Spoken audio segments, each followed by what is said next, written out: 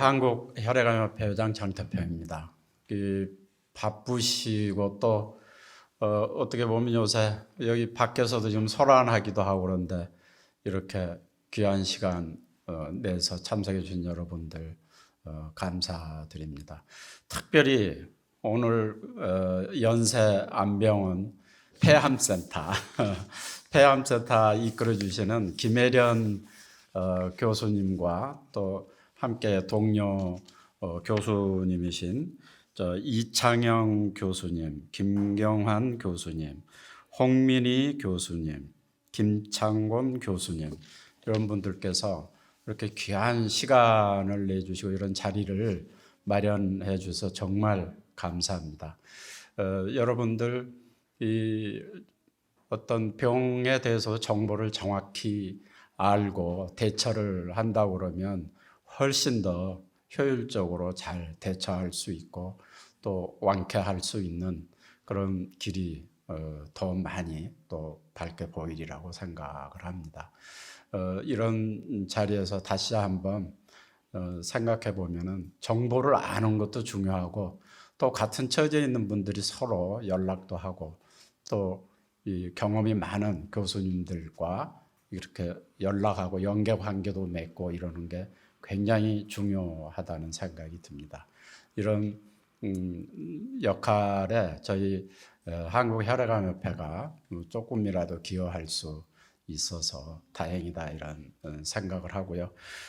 우리 협회는 그 환우 경험이 있던 분들이 25년 전에 만들었습니다. 그렇기 때문에 다른 단체 어느 단체보다도 그 투병 생활에 그런 여러 가지 어려운 점을 정말 정확하게 잘 알고 또 성실하게 그렇게 대응하는 그런 단체라고 볼 수 있습니다. 오늘 이 자리에서 좋은 시간이 되고 여러분들 모두 완쾌되어서 또 건강한 생활로 하루빨리 돌아가실 수 있도록 그렇게 되었으면 좋겠습니다. 감사합니다.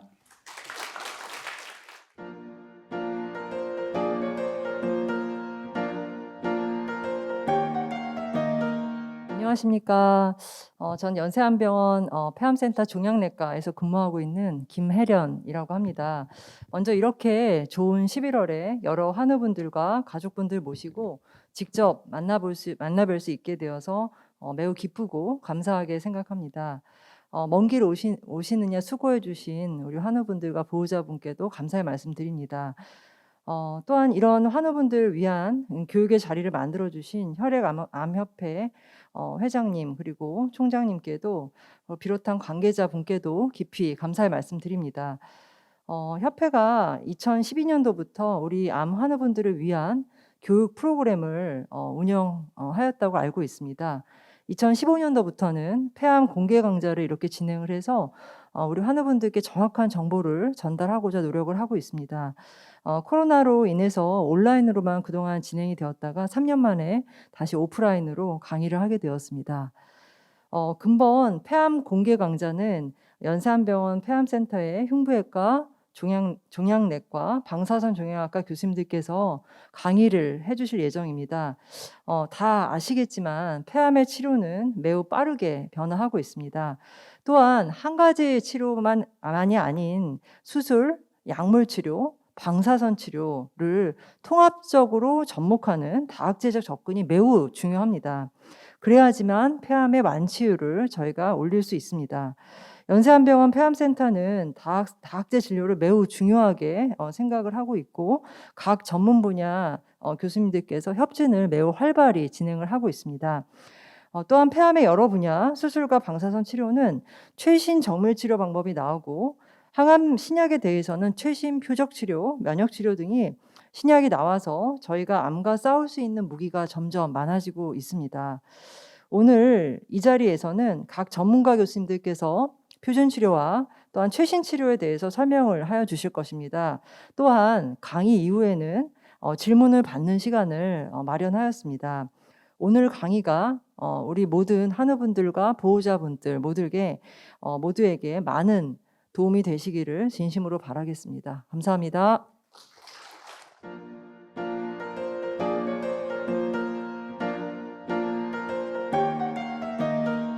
폐암 환우회를 섬기고 있는 이건주입니다.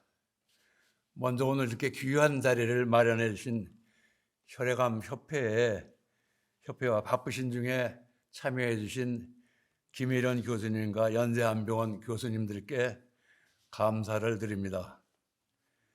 제가 오늘 이 자리에서 여러 환우분들을 뵙게 되어서 감개가 무량합니다. 2016년에 폐선암 4기 진단을 받고 황망한 가운데 여기저기 치료 정보를 찾아 헤매다가 오늘 여러분들처럼 갈급한 마음으로 이곳에서 공개 강좌를 들었던 기억이 아직도 생생합니다. 외롭게 어려운 투병 생활을 하고 있는 우리 환자들을 위하여 전문 분야의 선생님들과 함께 공개 강의와 유튜브 등 다양한 방법으로 치료에 유용한 자료를 제공해 주고 계시는 혈액암 협회 장태평 회장님, 이철환 사무총장님, 그리고 여러 직원분들께 머리 숙여 감사의 말씀을 드립니다.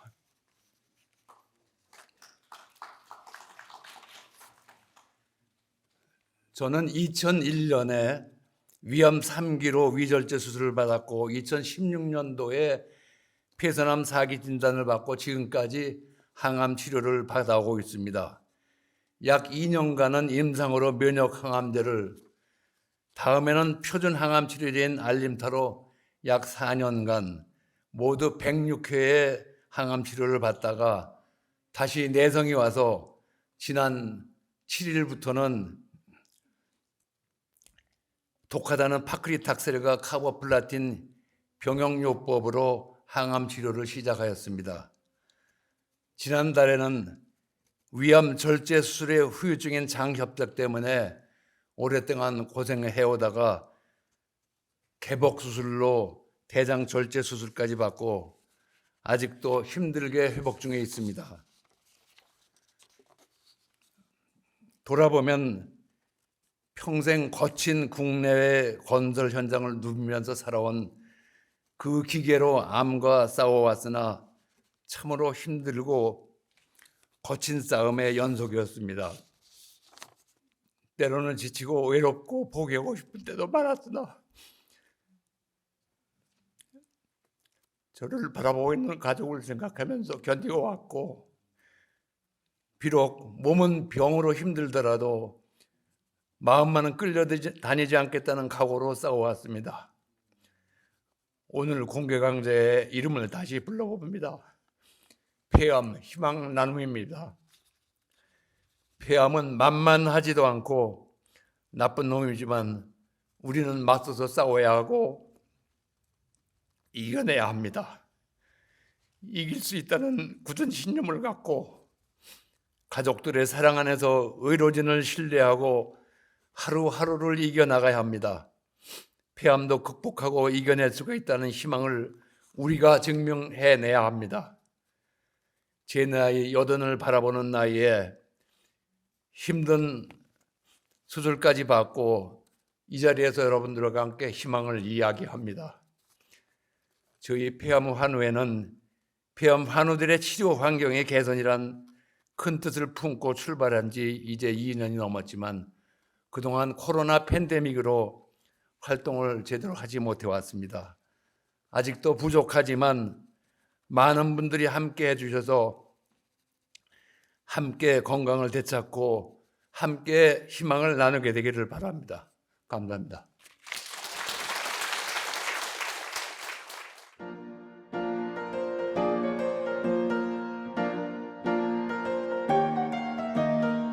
네, 안녕하십니까. 방금 소개받은 세브란스 병원 흉부외과 이창영입니다.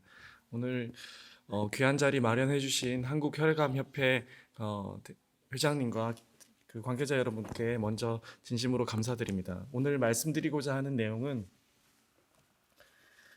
폐암의 최신 수술 치료인데요. 수술을 어떤 환자들이 받게 되고 최근에 연구를 통해서 수술에 어떤 변화가 있었는지 간략하게 소개를 드리도록 하겠습니다. 보통 오늘 슬라이드 내용은 제가 진료를 보면서 그 외래에서 환자분들이나 입원했던 환자분들께서 질문을 주로 했던 형식들을 질문을 받았던 내용을 슬라이드 형식으로 표현하였습니다. 주로 이제 외래를 폐암이 의심되거나 폐암을 진단받은 분들이 외래에 오셔서 이제 많이 하는 첫 번째 질문 중에 하나가 어떤 환자를 수술하게 되고 수술 이외에 다른 방법은 없는지에 대해서 많이들 물어보시게 되는데요. 결국에는 폐암을 치료하게 될 경우에는 제일 중요한 것은 임상적인 병기입니다.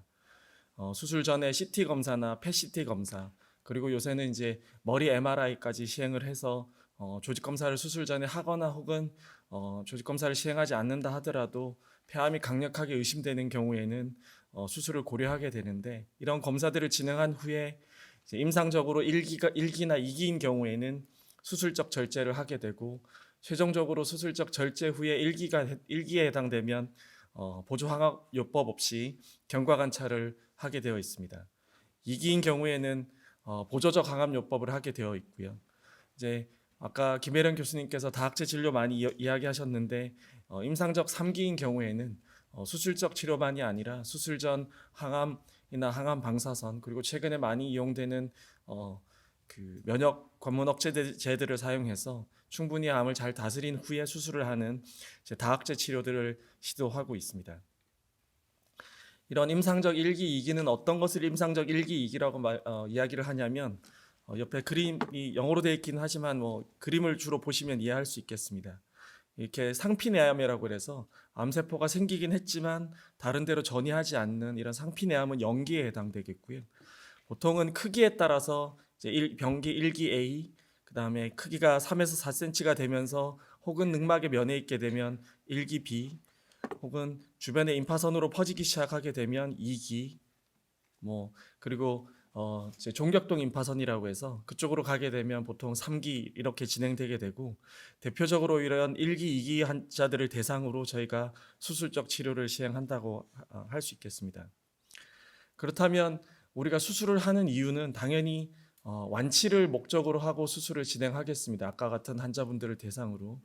그러면 다른 치료를 시행할 수는 없나는 질문들을 많이 받게 되는데, 그런 국소 치료로 방사선 치료나 고주파 치료 등의 다른 치료들도 시행을 할 수는 있습니다. 하지만 2020년도에 발표된 미국 데이터를 보시면 수술을 한 경우에 있어서나 수술을 하면서 임파선까지 절제한 경우가 방사선 치료한 성적에 비해서 2배에서 3배 좋은 장기 생존율을 보이기 때문에 여전히 1기와 2기의 폐암 환자들에 있어서는 수술이 가장 좋은 치료법이라고 할 수 있겠습니다. 또한 수술을 하면서 저희가 임파선까지 절제를 하기 때문에 임파선 전이 여부를 확인함으로써 정확한 병기를 설정하게 되고, 정확한 병기 설정을 통해서 추가 보조 항암요법 여부를 결정하기 때문에 수술이 갖고 있는 장점이 아직까지도 많다고 하겠습니다. 그렇다면 수술을 하고 나서 이제 예후는 어떻게 되는지, 장기 생존은 얼마나 할 수 있는지 많은 질문들을 하시게 되는데요. 이제 폐암 병기는 이제 미국과 유럽, 그리고 우리나라, 일본, 아시아 많은 국가들이 참여한 1999년부터 2010년까지의 94,000여 명의 환자들을 대상으로 특히 85%의 환자들의 수술이 포함되어 있었는데, 어쨌든 이 환자군을 포함해서 저희가 폐암 병기 8판이 나오게 됐고 2017년 1월부터 저희가 사용하고 있습니다. 보통 이런 병기를 설정할 때는 잠깐 설명드렸지만 크기나 어디를 침윤하는지, 그리고 암의 개수 여부에 따라서 T 병기가 설정되게 되고요. 그 다음에 임파선이 주변 어디로 가 있는지에 따라서 혹은 개수 여부에 따라서 N 병기가 나눠지게 되고, 임파선은 이런 수술 주변이라든지 이제 종격동이라든지 이런 데가 주로 있고요.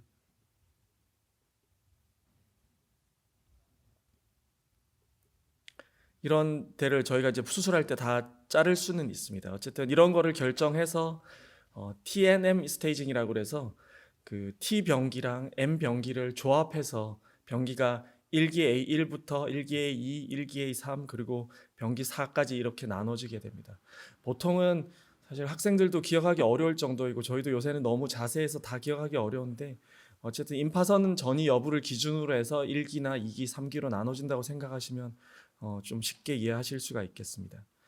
그래서 앞서 말씀드린 세계 폐암학회의 폐암 병기 생존율을 보시면 1기 A1 같은 경우는 92%의 5년 생존율, 1기 B 같은 경우는 70% 이하, 2기 A 같은 경우에는 생각보다 상당히 낮은 60%의 5년 생존율을 보이게 되는데요. 저희 병원에서도 이제 수술을 했던 데이터베이스가 있는데 최근에 이제 2010년부터 2018년까지의 생존율을 이제 생존율 그래프를 저희가 조사를 해보면 앞서 말씀드린 세계 폐암 데이터에 못지않은 좋은 성적을 보임을 알 수 있습니다. 1A가 93%, 1B가 77%. 하지만 여전히 2기가 넘어가게 되면 70% 이하의 좋지 않은 성적을 보이는 것을 알 수 있어서 여러모로 이제 2기 이하의 환자분들을 어떻게 치료해야 될지에 대해서 다학제 치료를 통해서 저희가 고민을 아직도 많이 하고 있는 상황입니다. 그러면 앞서 말씀드린 1기, 2기 환자들을 수술을 진행을 하게 되는데요. 보통은 예전에는 개흉술이라고 그래서 이렇게 거의 30cm 이상의 크게 열어서 수술을 했습니다. 그래야 저희 손이 들어가서 기구를 이제 만질 수 있고 폐를 절제할 수 있었습니다. 하지만 2005년부터 우리나라에서 대부분의 병원에서 배즈라고 알려진 흉곽경 수술을 진행하고 있고 지금의 대부분의 병원에서는 흉곽경 수술이 메인 수술이 된다고 보시면 되겠습니다. 그래서 이게 2009년도에 나왔던 오래된 논문이긴 하지만 흉곽경 수술과 그 개용 수술을 비교했을 때 장기 생존율엔 차이가 없으면서 환자들이 빨리 퇴원할 수 있음을 알려져서 최근에는 서울에 있는 대형 병원들은 어디서나 배즈라고 되어 있는 이 흉곽경 수술이 대부분을 이룬다고 생각하시면 되고요. 최근에 흉부외과 그 데이터베이스가 있는데 거기서 모여진 자료에 따르면 80%의 환자에 있어서 흉곽경 수술을 진행하는 것을 알 수 있고 많이들 물어보시는 것 중에 하나가 로봇 수술도 진행하는지 물어보시는데 저희 병원 이제 세브란스 병원이 아시다시피 세계적으로 로봇 수술을 많이 하는 병원인데 이렇게 적은 포션으로 하는 이유 중에 하나는 저희가 10년대에 흉곽경 수술과 로봇 수술을 비교하는 연구를 시행했었는데 가격 대비 효과가 많지가 않아서 지금은 환자분들에게 이제 일반적으로는 흉곽경 수술을 먼저 추천드리고 있고 환자분이 원하시면 그때에서는 로봇 수술을 시행을 하고는 있습니다. 그렇다면 흉곽경 수술을 대부분 하게 되는데 절제하는 폐는 얼마나 되는지들 이제 많이들 물어보시는데요. 폐암의 근치적 수술의 목적은 완전 절제입니다. 그래서 실제로는 폐 옆 절제술에 아까 보여드렸던 주변에 있는 임파선까지 박리하는 종격동 임파선 박리술이라고 하는 것이 표준 치료였습니다. 실제로 지금 표준 치료입니다. 하지만 이제 환자분들이 많이들 아시는 게 폐는 절제하고 나면 간처럼 재생하지 않기 때문에 다르게 수술하는 방법은 없는지에 대해서도 많이들 물어보십니다. 폐는 수술 절제 범위에 따라서 다음 4가지로 나눠지게 되는데 이렇게 그 혹을 주변으로 해서 일정 경계를 두고 자르는 것을 쐐기 절제술이라고 합니다. 쐐기 절제술은 종양을 포함한 정상 폐 부분을 자르는 방법인데 안타깝게도 폐를 보존할 수는 있지만 주변 부위에서 재발을 많이 하기 때문에 폐 기능이 현저하게 저하된 환자나 간유리음형 결절같이 예후가 좋은 경우에만 쓰이고 있고 보통은 수술 전 진단 목적으로도 사용하고 있습니다. 최근에 이제 많이 각광받고 있는 구역절제술이라고 하는 게 있는데 그것은 쐐기절제술과 폐엽절제술의 중간이라고 생각하시면 되고 하지만 이때까지 구역절제술이 많이 사용되지 않았던 이유는 상대적으로 구역이라고 하는 게 18개로 나눠져 있고 폐엽은 5개에 비해서 18개로 나눠져 있고 이거의 조합까지 따르게 되면 수십 가지가 나오기 때문에 기술적으로 상당히 힘듭니다. 하지만 시행을 하게 되면 폐 기능을 잘 보존할 수 있고 수술 후 빠른 회복을 기대할 수 있기 때문에 최근에 많이 각광을 받고 있고 추후에 좀 소개시켜 드리는 연구에서도 구역절제술이 최근에는 많이 나오게 됩니다. 폐엽절제술은 여전히 표준 치료에 해당되고요. 상중하, 상하엽을 수술하게 되고 할 수 있고 종격동 임파선 박리술이라고 하는 것과 같이 시행을 할 수가 있습니다. 전폐절제술은 어쩔 수 없이 폐 문부의 한가운데 위치해서 폐를 살릴 수 없는데 하게 되지만 최근에는 그 비율이 많이 줄어들었고 상대적으로 높은 합병증이랑 중환자실을 입실해야 된다는 단점이 있고요. 소매절제술이라고 해서 이렇게 입구에 있는데 예전에는 요걸 전체를 다 자르는 전폐 절제술을 해야 되지만 지금은 요런 부분 절제를 한 다음에 기관지를 이렇게 자른 다음 단단 문합이라고 해서 문합해 주는 소매 절제술도 많이 시행을 하고 있습니다. 많이 물어보시는 게 폐를 절제하고 나면 자라는지 물어보시는데 간처럼 재생하지는 않지만 일부가 보상적으로 폐 기능이 이제 보상적으로 성장한다고 그래서 폐 기능이 좀 어느 정도는 보상적으로 커지는 경우가 많은데, 파란색 그래프는 이번에 이제 폐암학 저희가 흉부외과 학회에서 발표한 내용인데, 파란색 그래프는 구역 절제술을 했던 환자들이고요.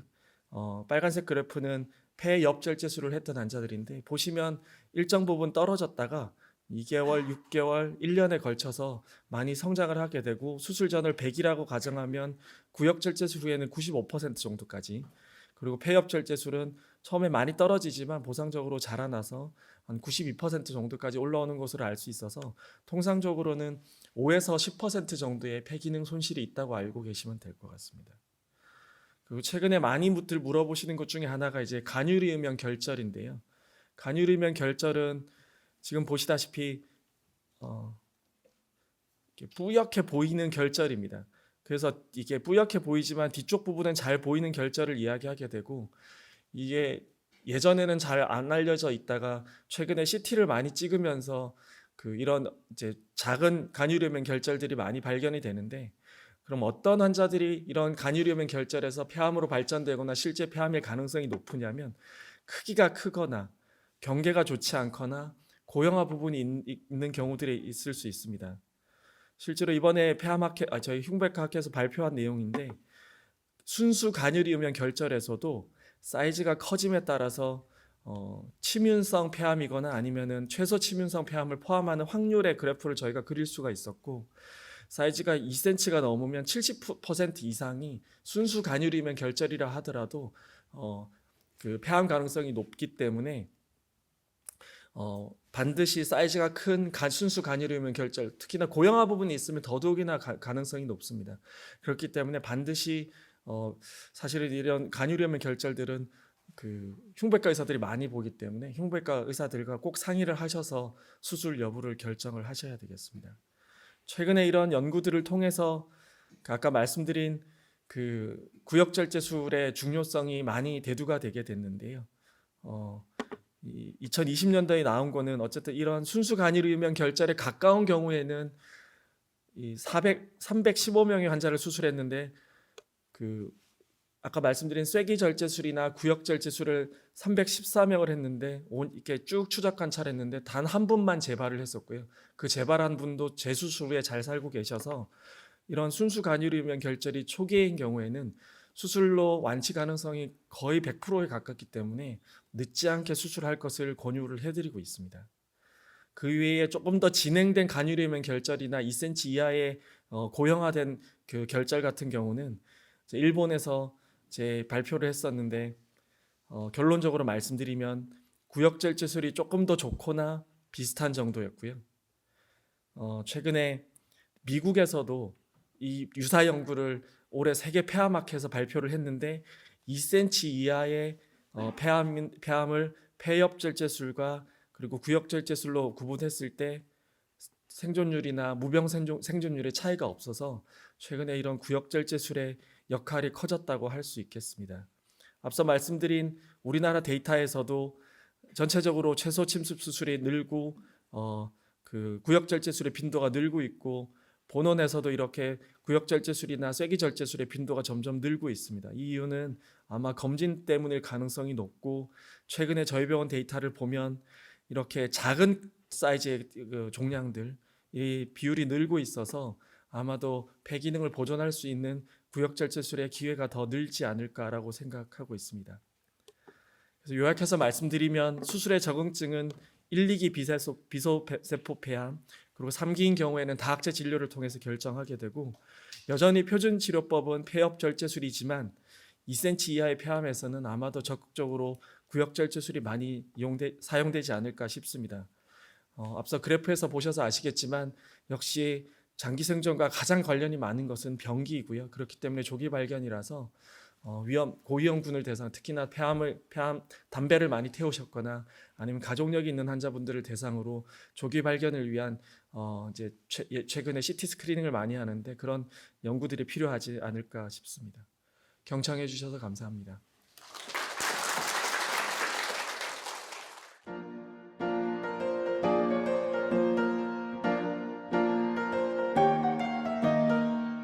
네, 소개 감사드립니다. 우선 이렇게 귀한 시간 허락해 주셔서 감사드리고요. 오늘 일단은 뭐 최신 방사선 치료에 대해서 말씀드린다고 했는데 최신뿐만 아니라 대부분 방사선 치료 자체가 일단 굉장히 좀 익숙하지가 않으실 거고 뭐 방사선이라 그런 막연한 두려움 이런 것들이 많기 때문에 그런 것들에 대해서 좀 제가 평소에 이제 진료 현장에서 많이 이제 궁금해하셨던 것들 위주로 좀 설명을 드리겠습니다.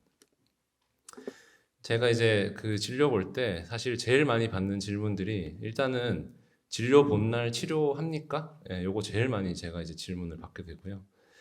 그 다음에 이제 저희가 보통 치료를 준비할 때 반드시 설계용 CT라는 걸 촬영을 합니다. 근데 CT 왜 또 찍나요? 그동안 많이 찍었는데 왜 찍나요? 이런 거고 뭐 이게 이제 뭐 방사선 수술 아니면은 세기 조절 방사선 치료 뭐 IGRT 뭐 등등 되게 많은 용어들이 이제 난무하고 있습니다. 그래서 이런 것들이 도대체 무슨 뜻인지 이런 것들 여쭤보시는 경우도 많고 그 다음에 주변 이제 환우분들이랑 이제 얘기를 하다 보면 뭐 나는 몇 번을 받았다 뭐 왜 옆에 있는 분은 30번을 받는데 나는 5번만 하느냐 이런 것들이 좀 제대로 된 치료가 되는 게 맞냐 이런 것들도 많이 물어보시고요. 머리 빠지는지 많이 물어보시고 그 다음에 이제 최근에 사실은 언론 보도가 얼마 전에 됐었는데 그 이후로 사실 질문이 폭증하고 있습니다. 그래서 중입자 치료가 도대체 언제 누가 어떻게 할 거냐 이런 것들에 대해서 말씀을 좀 드리겠습니다. 일단은 처음에 아셔야 될 그 방사선 치료라는 것은 이렇게 이제 외부에서 이렇게 이제 실제로 이제 받아보시면 멋지게 생긴 기계에서 이렇게 그 방사선이 나옵니다. 나와서 그 해당 암이 있는 부위에만 정밀하게 타격을 하는 그런 이제 치료법이라고 생각을 하시면 되고요. 실제로 누워서 그냥 CT 찍는 거랑 비슷합니다. 아무 느낌도 없고 뭐 아프거나 그런 것도 없습니다. 다만 이제 이게 그날 바로 치료를 할 수 없는 이유를 조금 설명을 드리면 이 상당히 좀 복잡한 과정들을 거치게 됩니다. 일단은 암이 어디 있는지를 정확히 좌표를 확인해야 됩니다. 그래야 똑바로 쏠 수가 있고요. 그 과정, 즉 처음에 CT를 찍고 저희가 계획을 하고 조준해서 시작하기까지가 1, 2주 정도 걸립니다. 물론 굉장히 급한 경우는 하루 이틀 만에 땡기기도 하지만 거의 대부분 1, 2주 정도는 소요된다고 생각을 하시면 되고요. CT를 그러면 왜 방사선 종양외과에서 따로 찍어야 되냐 이제 그런 것들 상당히 궁금하실 텐데요. 똑같은 CT이긴 한데 이제 보시면은 여기 레이저 같은 것들이 좀 보이실 거예요. 이게 좌표를 잡는 거거든요. 그래서 CT에서 인식하는 좌표랑 치료실에서 인식하는 그 좌표를 일치시켜야 환자분이 매일매일 똑같은 위치에서 치료를 받을 수가 있습니다. 그런데 진단용 CT는 이런 정보가 하나도 없습니다. 진단은 하지만 치료용은 아니기 때문에 반드시 저희 과에서 설계용 CT라는 걸 촬영을 하셔야 됩니다. 치료 계획 과정은 이제 보시면은 저희가 이제 이렇게 CT에다 대고 직접 그 어디를 치료할지를 이제 뭐 쉽게 말해서 그리는 거죠. 그래서 어느 영역을 어떻게 치료할지를 컷 바이 컷으로 다 그려야 되기 때문에 굉장히 좀 오래 걸립니다. 그래서 이런 과정들을 이제 거치게 되고요. 그래서 당일날 치료하는 것이 조금 어렵다 이런 것들.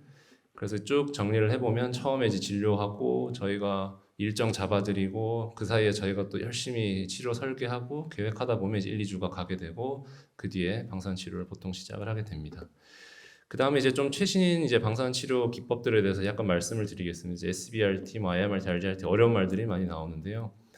방사선 치료는 저희 한국에서는 100년 전에 처음 시작했습니다, 사실은. 그리고 나서 이제 본격적으로 한 거는 6, 70년대. 근데 이게 이제 뭐 다들 아시겠지만 그 시절과 지금의 기술력은 굉장히 많이 다르고 뭐 눈부시게 발전을 했습니다. 그래서 터닝 포인트는 대략 2000년대 정도부터 터닝 포인트가 되었고 이때 처음 세기 조절 치료라는 게 나오면서 완전히 이제 치료하는 그런 컨셉이 많이 바뀌었고 최근 들어서는 입자 치료라고 해서 양성자 치료 같은 경우는 이제 암센터랑 그 삼성병원 쪽에서 하고 있고 중입자 치료는 이제 저희 연세의료원에서 국내 최초로 이제 도입을 내년부터 할 예정입니다. 그 세기 조절 방사선 치료라고 하는 것은 이게 이제 그동안 이제 옛날에는 뭐 60년대, 70년대 2차원 치료하다가 90년대 3차원 치료 세기 조절되는 이제 가장 큰 차이는 결국 주변에 정상 조직을 얼마나 제외를 하고 치료를 할 수 있냐의 차이입니다. 그래서 이렇게 그 말발굽 모양의 이런 암이 있다 그랬을 때 이렇게 말발굽 안에 정상 장기가 뭐 소장이나 뭐 대장 같은 게 있다고 했을 때 옛날 치료들은 그냥 똑같이 암이랑 이런 정상 장기가 같은 설량을 받게 되니까 독성이 굉장히 심했습니다. 그래서 방사선 치료 받는 분들 굉장히 힘들어했는데 요즘은 이제 이렇게 세기 조절 방사선 치료를 함으로써 중간에는 예쁘게 이제 이렇게 방사선 치료 안 맞게 잘 설계를 할 수 있고 이런 것들이 결국은 이런 식으로 이제 암의 모양을 이제 자동으로 인식을 하면서 기계가 이렇게 방사선이 들어가는 모양이 시시각각 이게 지금은 굉장히 느리게 보이지만 거의 밀리세컨드 그러니까 0. 몇 초의 그런 레벨로 이게 엄청 빨리 움직이거든요. 그러면서 이제 암의 모양 따라서만 딱 치료가 들어가게 할 수 있는 이제 그런 기술이 이제 세기 조절 IMRT라고 하는 기술이고 저희 기관 같은 경우는 90% 이상에서 사실 IMRT를 하고 있어서 대부분은 이 기술을 다 적용받고 계시다고 생각을 하면 되겠습니다. 그래서 이제 예시를 보면은 두경보암 뭐 폐암은 아니고 두경보암 환자긴 하지만 보시면 주변에 들어가는 여러 가지 이제 정상 장기에 들어가는 이런 설량들이 이 IMRT라는 기술을 했을 때 굉장히 많이 감소할 수 있다는 것을 알 수가 있고 결국은 이런 독성이 감소하기 때문에 이런 전체적인 치료 효과 자체가 증대되는 효과를 가져옵니다. 그 다음에 이제 저희가 많이 하는 치료법이 이제 방사선으로 이제 수술을 하는 개념, 체부정의적 방사선 치료 또는 뭐 방사선 수술. 머리에서 하는 건 저희가 감마 나이프 많이 들어보셨을 텐데 다 똑같습니다. 사실 감마 나이프는 신경외과에서 하고 있긴 하지만 똑같이 방사선을 이용해서 수술하는 방식이고요. 대부분의 이제 뭐 폐, 간, 뭐 뇌 이런 데서 뭐 그다음에 척추, 뼈 이런 데서 다 해볼 수 있는 이제 치료법이고요. 이렇게 주변에서 굉장히 많은 이제 그 방사선을 이제 결국 집중을 시켜서 그 암만 딱 표적을 해서 치료하는 법이라고 생각하시면 되고 대부분 요 정도 이제 치료를 받은 암들은 이제 대부분 괴사가 되는 경우가 많고 잘 이제 그 컨트롤이 잘 된다고 보시면 되겠습니다. 그래서 이게 이제 대부분은 이런 치료법을 초기 암에서 많이 활용을 합니다. 초기 폐암에서 특히 이제 수술을 하기 어려운 경우, 뭐 폐 기능이 너무 떨어지거나 마취했을 때 굉장히 위험하실 수 있는 경우는 전신 마취가 불가능한 경우들에서는 이제 저희가 이런 치료법을 많이 사용하고 있고 뭐 이제 데이터 상에서 보시면은 사실은 이런 경우에서 이제 그 국소적으로 암이 조절되는 게 거의 수술에 비견할 정도로 잘 되기 때문에 그런 경우에서 요긴하게 잘 이제 사용이 될 수 있고 너무 걱정하지 않으셔도 될 것 같습니다. 그럴 때. 그리고 이게 4기에서도 그 저희가 이제 요 기법을 확장해서 잘 이제 저희가 하기 시작했고 이게 결국은 이제 방사선 치료 기술이 좋아지면서 4기암 환자에서도 이런 똑같은 테크닉으로 이제 그 해당된 전이된 이제 그런 병들을 잘 국소적으로 더 이상 진행되지 않게 잘 치료를 할 수 있기 때문에 4기 환자 대상으로도 이런 치료법을 많이 사용을 하고 있습니다. 그 다음에 이제 폐암 같은 경우는 굉장히 특이한 게 움직입니다. 호흡에 따라서 암이 움직이기 때문에 맞추는 게 굉장히 중요한 이슈입니다. 저희 입장에서는. 그래서 이 움직이는 표적을 맞춘다는 게 굉장히 어려운데 일단은 움직이는 거를 일단 그 어떻게 움직이는지를 먼저 추적을 해야 되는데 추적을 CT를 통해서 합니다. 이제 이게 4차원 CT, 4디멘셔널 CT를 촬영을 해서 이런 식으로 암이 어떤 궤적으로 움직이는지를 저희가 이제 트래킹을 해서 치료를 하게 되고요. 기본적으로는 이제 이런 움직임 자체를 트래킹은 하지만 움직임을 줄이는 게 제일 좋긴 합니다. 그래서 움직임을 줄이기 위해서 뭐 복부를 압박을 한다던가 아니면은 실제로 이렇게 이제 그 숨의 요 사인 곡선을 보면서 특정 이제 위치에 위치했을 때만 방사선이 나갑니다. 그래서 암이 움직이더라도 딱 특정 레인지에 딱 들어왔을 때 방사선을 쏘기 때문에 뭐 주변 이제 폐에 대한 영향이나 이런 것들이 상당히 감소하고 부작용을 좀 줄일 수 있는 방법이고요. 특히 또 저희 기관에서 다른 기관에서 잘 안 하는데요. 저희 기관에서 또 하는 법이 이제 그 지속 양압 환기를 씁니다. 이게 주로 코골이 환자분들 많이 쓰는 거 이제 그런 건데요. 이게 실제로 저희 치료에서 적용을 해서 요거를 쓰면은 폐를 강제적으로 더 피기 때문에 폐의 전체적인 볼륨이 증가를 합니다. 그러다 보면 상대적으로 암에 비해서 폐가 커지기 때문에 폐에 대한 이제 손상을 좀 줄일 수 있는 이제 그런 효과가 있어서 실제로 요거를 이제 적용을 환자분에게 적용을 했을 때 전체적으로 폐에 들어가는 폐설량 자체가 줄어들고 결국은 이제 폐렴의 리스크를 좀 줄일 수 있는 그런 기법들도 많이 사용을 하고 있습니다. 그래서 이 종합을 해보면 일단 영상학적으로도 저희가 이제 추적을 하지만 실제로 환자분의 이제 암의 움직임도 줄이고 폐를 더 이제 펼치면서 더 이제 부작용을 줄이는 그런 그 최신의 치료법들을 많이 이제 활용을 하고 있습니다. 그다음에 이제 횟수에 대한 내용인데요. 사실 이것도 많이 봤습니다. 그래서 대부분은 뭐 어떤 분은 5번에 짧게 끝나기도 하고 어떤 분들은 막 6주 동안 30번 매일 병원을 이제 왔다 갔다 하시는 경우도 있는데 이거는 이제 대부분 병기에 따라서 조금 달라지는 이제 문제가 있고요.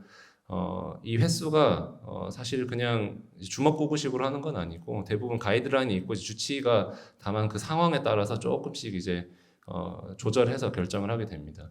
아까 이제 보셨던 그 3기 폐암에서 다학제적 접근을 통해서 이제 항암 방사선 치료한다 그러면 표준 치료는 30회를 하게 됩니다. 그래서 이런 3기 환자들은 대부분 30회 정도 한다고 생각하시면 되고요. 이게 이제 짧아지는 경우는 아까 말씀드린 방사선 수술을 할 때는 길게 하지 않습니다. 짧고 굵게 하기 때문에 1기 암에서 방사선 수술한다 그러시면 대부분 5회 이하입니다. 그리고 이제 중간에 치료하는 정도는 이건 이제 4기나 이런 경우에서 좀 짧게 즉 항암 치료를 하고 있는 과정 중에서 환자분께 이제 무리가 되지 않도록 짧은 횟수로 끝낼 때는 이제 이렇게 15회 이하로 끝내는 경우가 많고요. 이게 5번이랑 30번을 비교했을 때 치료 효과가 6분의 1이 되는 건 아닙니다. 5번을 치료한다 그러면 한 번에 들어가는 설령을 더 집중시키기 때문에 꼭 30회 하는 것보다 효과가 떨어진다고 볼 수는 없고요. 그래서 그런 부분에서는 너무 우려하지 않으셔도 되고 주치의의 결정을 잘 믿고 따라주시면 될 것 같습니다. 그 다음에 머리 빠지는지 많이 물어보시는데요. 그리고 뭐 항암제 하고 있는데 방사선 하는 거 안전하냐 이제 보호자분들이 많이 물어보시는 환자가 버틸 수 있을까요? 이런 것들 많이 물어보시는데 일단은 같이 하는 이유는 치료 효과가 더 좋기 때문입니다. 시너지는 이미 이제 잘 알려져 있고요. 이제 항암을 하면서 방사선을 했을 때 병합 치료가 더 이제 생존율이나 여러 가지 암 치료 효과가 좋은 건 잘 알려져 있고 특히 최근에 이제 뭐 면역 항암제까지 이제 같이 쓰면서 하고 있는데 대부분 데이터를 보면 확실히 이제 같이 치료하면 더 힘드실 수는 있는데 이런 확실한 치료적 이제 그 이득이 있기 때문에 같이 치료할 수만 있다면 그 같이 하는 게 더 낫고 대부분은 연세가 많아도 또 잘 대부분은 이제 30회 만에 치료를 한다 그랬을 때 중간에 뭐 너무 힘들어서 포기하거나 뭐 중단되는 경우는 그렇게 많지는 않습니다. 그래서 저희가 또 중간중간에 뭐 다 서포트를 해드리고 하기 때문에 뭐 병합 치료에 대한 우려를 너무 하지는 않으셔도 되고요. 그리고 이제 부작용 같은 경우 특히 머리 빠지는 문제는 사실은 머리를 치료하면 머리는 빠집니다. 이제 만약에 뭐 전내 방사선 치료 하신다 그러면은 100% 이제 머리가 다 빠지긴 하지만 폐에 대해서 치료한다 그러면 절대 머리는 빠지지 않습니다. 그래서 결국 방사선이 지나가는 길에서 그 방사선으로 인한 부작용들이 생기는데요. 뭐 뇌치료하면 탈모가 되겠고 피부를 치료한다, 피부암도 치료한다, 피부를 치료하면 이제 피부가 벗겨지거나 그런 부작용이 생길 수 있고 폐를 치료하면 폐렴이 생길 수 있는 가능성이 있겠죠. 그리고 이제 뭐 예를 들어서 복부를 치료한다, 4기 암 환자분들 뭐 복부에 부신을 치료한다 그러면은 약간 메스꺼리거나 이런 것들이 있을 수 있습니다. 그래서 결국은 어디를 조사하느냐에 따라서 방사선이 어디를 통과하느냐 들어가느냐에 따라서 부작용이 생기기 때문에 그렇게 이해를 해주시면 좋을 것 같습니다. 마지막으로는 이제 중입자 치료에 대한 얘기를 조금 해보겠습니다. 그래서 뭐 매스컴에서 상당히 이제 많이 저희가 언론 보도를 하고 있고 당연히 이제 국내 최초다 보니까 뭐 저희 기관에서도 좀 많이 이제 홍보를 하고 있는데요.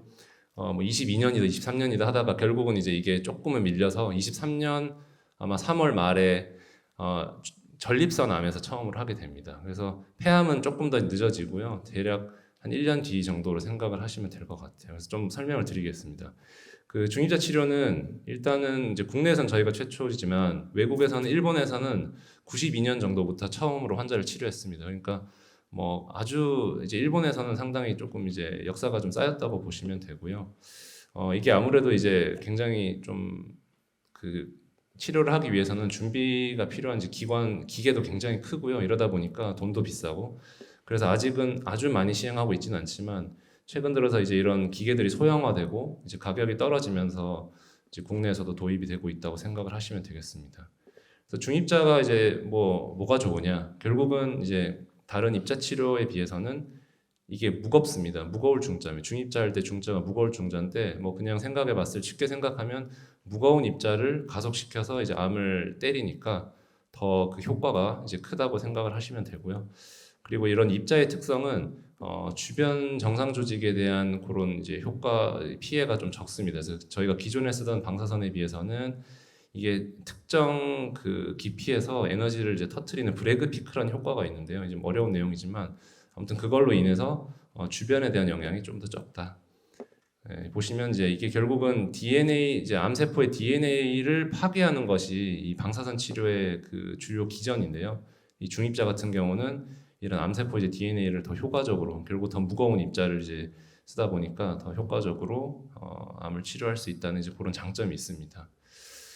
네, 그래서 보시면은 저희 기관의 좀 이제 차이가 이제 일본 같은 경우나 이제 다른 뭐 기관들 같은 경우는 이게 이제 고정빔이라는 게 있고 겐틀이라는 게 있는데요. 고정빔이라는 건 말 그대로 어떤 특정 각도로 그냥 고정된 빔이 나온다는 겁니다. 그러니까 이게 이제 왼쪽으로 쏘고도 싶고 위에서도 쏘고 싶고 아래에서도 쏘고 싶고 여러 가지 이제 방향을 조합해서 방사선 치료를 해야 되는데 옛날에는 이제 그런 기술력이 떨어지다 보니까 이렇게 한 방향에서만 나오는 빔밖에 못 썼습니다. 이걸 이제 고정빔이라 그러는데 그러다 보니까 한 30도로 꺾어서 방사선을 쏘고 싶으면 환자를 이런 식으로 30도를 환자분이 이제 이렇게 좀 위태로워 보이죠. 이렇게 30도를 꺾습니다. 이 테이블을 그렇게 30도를 돌려서 쏘고 막 이러다 보니까 상당히 불편하고 그랬거든요. 그래서 일단은 이제 고정빔이라는 게 이런 불편성이 있어서 겐틀이라는 거를 이제 개발을 하게 됐고 저희 기관 같은 경우는 그래서 고정빔이 있긴 있습니다. 그래서 고정빔이 하나가 있고 겐트리는 이렇게 이제 빔이 나오는 게 각도가 0도부터 이제 360도가 다 가능한 그런 기계인데요. 그게 이제 방이 2개가 있습니다. 그래서 보시면은 여기서 이제 입자가 가속이 됩니다. 이제 뱅글뱅글 돌면서 거의 빛의 속도의 한 50% 정도로 이제 가속이 돼서 나오면 이제 보시면 이게 겐틀이거든요. 이렇게 뱅글뱅글 돌면서 모든 각도에서 중입자를 이제 쏠 수가 있기 때문에 이제 폐암 환자분들은 반드시 이 겐트리 치료가 필요합니다. 근데 내년에 3월에 오픈하는 거는 조금 더 간단한 고정빔이거든요. 그래서 고정빔 같은 경우는 이제 전립선암에서만 쓸 수가 있어서 이제 폐암 환자분들은 조금 아쉽지만 이 겐트리 빔이 열리는 게 내년 9월, 10월 돼야지 이제 완성이 되기 때문에 그때는 되어야 이제 이거를 좀 시도를 해볼 수 있기 때문에 아직은 이제 1년 정도는 더 기다려야 되는 그런 상황입니다.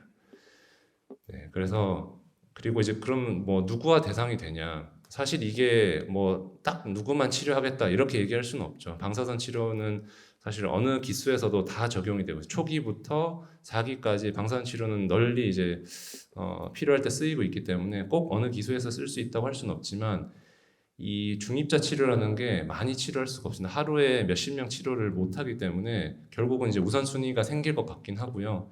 대부분 아마 완치 목적의 이제 1기에서 3기 환자분들이 더 우선적 대상이 될 것 같긴 합니다. 요거는 이제 저희가 또 내부적으로 더 논의는 해야겠지만 이럴 것 같고 다만 4기 환자분들의 경우에서도 일부 제한적으로 뭐 암이 조금만 남아 있거나 이럴 경우에 거기만 해결했을 때 상당히 이제 더 이득이 있을 것 같다. 그런 경우는 해볼 수도 있을 것 같은데 일단은 아마 완치 목적의 환자분들이 더 우선적이 될 가능성은 이제 높습니다. 요거는 뭐 차후에 또 변동될 수는 있고요. 그래서 저희가 이제 좀 정리를 해보겠습니다. 그래서 일단은 왜 진료를 본 당일에 치료할 수 없느냐 굉장히 궁금한데 아까 말씀드렸듯이 굉장히 복잡합니다. 방사선이라는 게 몸에 한 번 들어가면 다시 빼낼 수가 없습니다. 해독제도 없고요. 한번 잘못 들어가면 안 되기 때문에 정밀암이 생명이고 그러기 위해서는 이제 한 1, 2주에 좀 복잡한 치료 설계 기간이 필요하다. CT를 다시 찍는 이유는 말씀드렸듯이 CT 기계의 좌표와 치료실의 좌표가 일치돼야 되기 때문에 저희 과에서 찍는 CT를 반드시 촬영해야 돼서 조금 불편하시지만 촬영 한 번 더 하셔야 되고요. 이런 SBRT, 뭐 방사선 수술, 세기 조절 치료 다양한 기술들이 상당히 잘 이제 효과적으로 쓰이고 있고 특히 이제 연세의료원이 조금 더 이런 새로운 기술에 대한 포용력이 큽니다. 그래서 다른 기관들이 조금 보수적일 때 저희가 조금 더 이제 선구적으로 받아들이는 경향이 있고요. 치료 횟수는 너무 걱정하지 않으셔도 되고 결국은 이제 주치가 결정한 대로 잘 하시면은 큰 문제가 없습니다. 그리고 부작용 같은 경우는 역시나 방사선이 어디 들어가냐에 따라서 달라지기 때문에 폐를 치료하는데 머리 빠질 걱정은 안 하셔도 됩니다. 중입자 치료는 이제 내년 하반기 1년 정도 지나야 이제 조금씩 제한적으로 아마 시행이 될 거고 결국은 저희 기관도 이제 경험이 쌓이면서 점점 더 많은 환자를 치료하겠지만 초창기에는 치료를 원해도 다 이제 모든 사람이 중입자 치료를 받기는 좀 어려운 상황일 거고 그 부분은 이제 좀 설명을 그렇게 드려야 될 것 같습니다. 이상입니다. 감사합니다.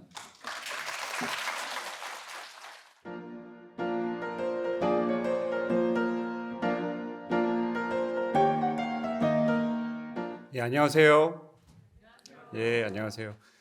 저희가 그 코로나 이전에는 사실은 이런 강의를 굉장히 많이 했었는데, 예, 2020년도에 코로나 생기면서부터 사실 이런 강의를 좀 가질 기회가 적었던 것 같고요. 그래서 유튜브 이런 데서만 주로 뵀던 것 같은데, 이렇게 직접 얼굴 뵙게 돼서 굉장히 기분이 좋습니다. 그래서 오늘 저는 주로 이제 항암 치료에 대해서 말씀을 드릴 거고, 그래서 항암 치료이기 때문에 주로 내용은 이제 4기 환자분들을 대상으로 한 내용일 거고요.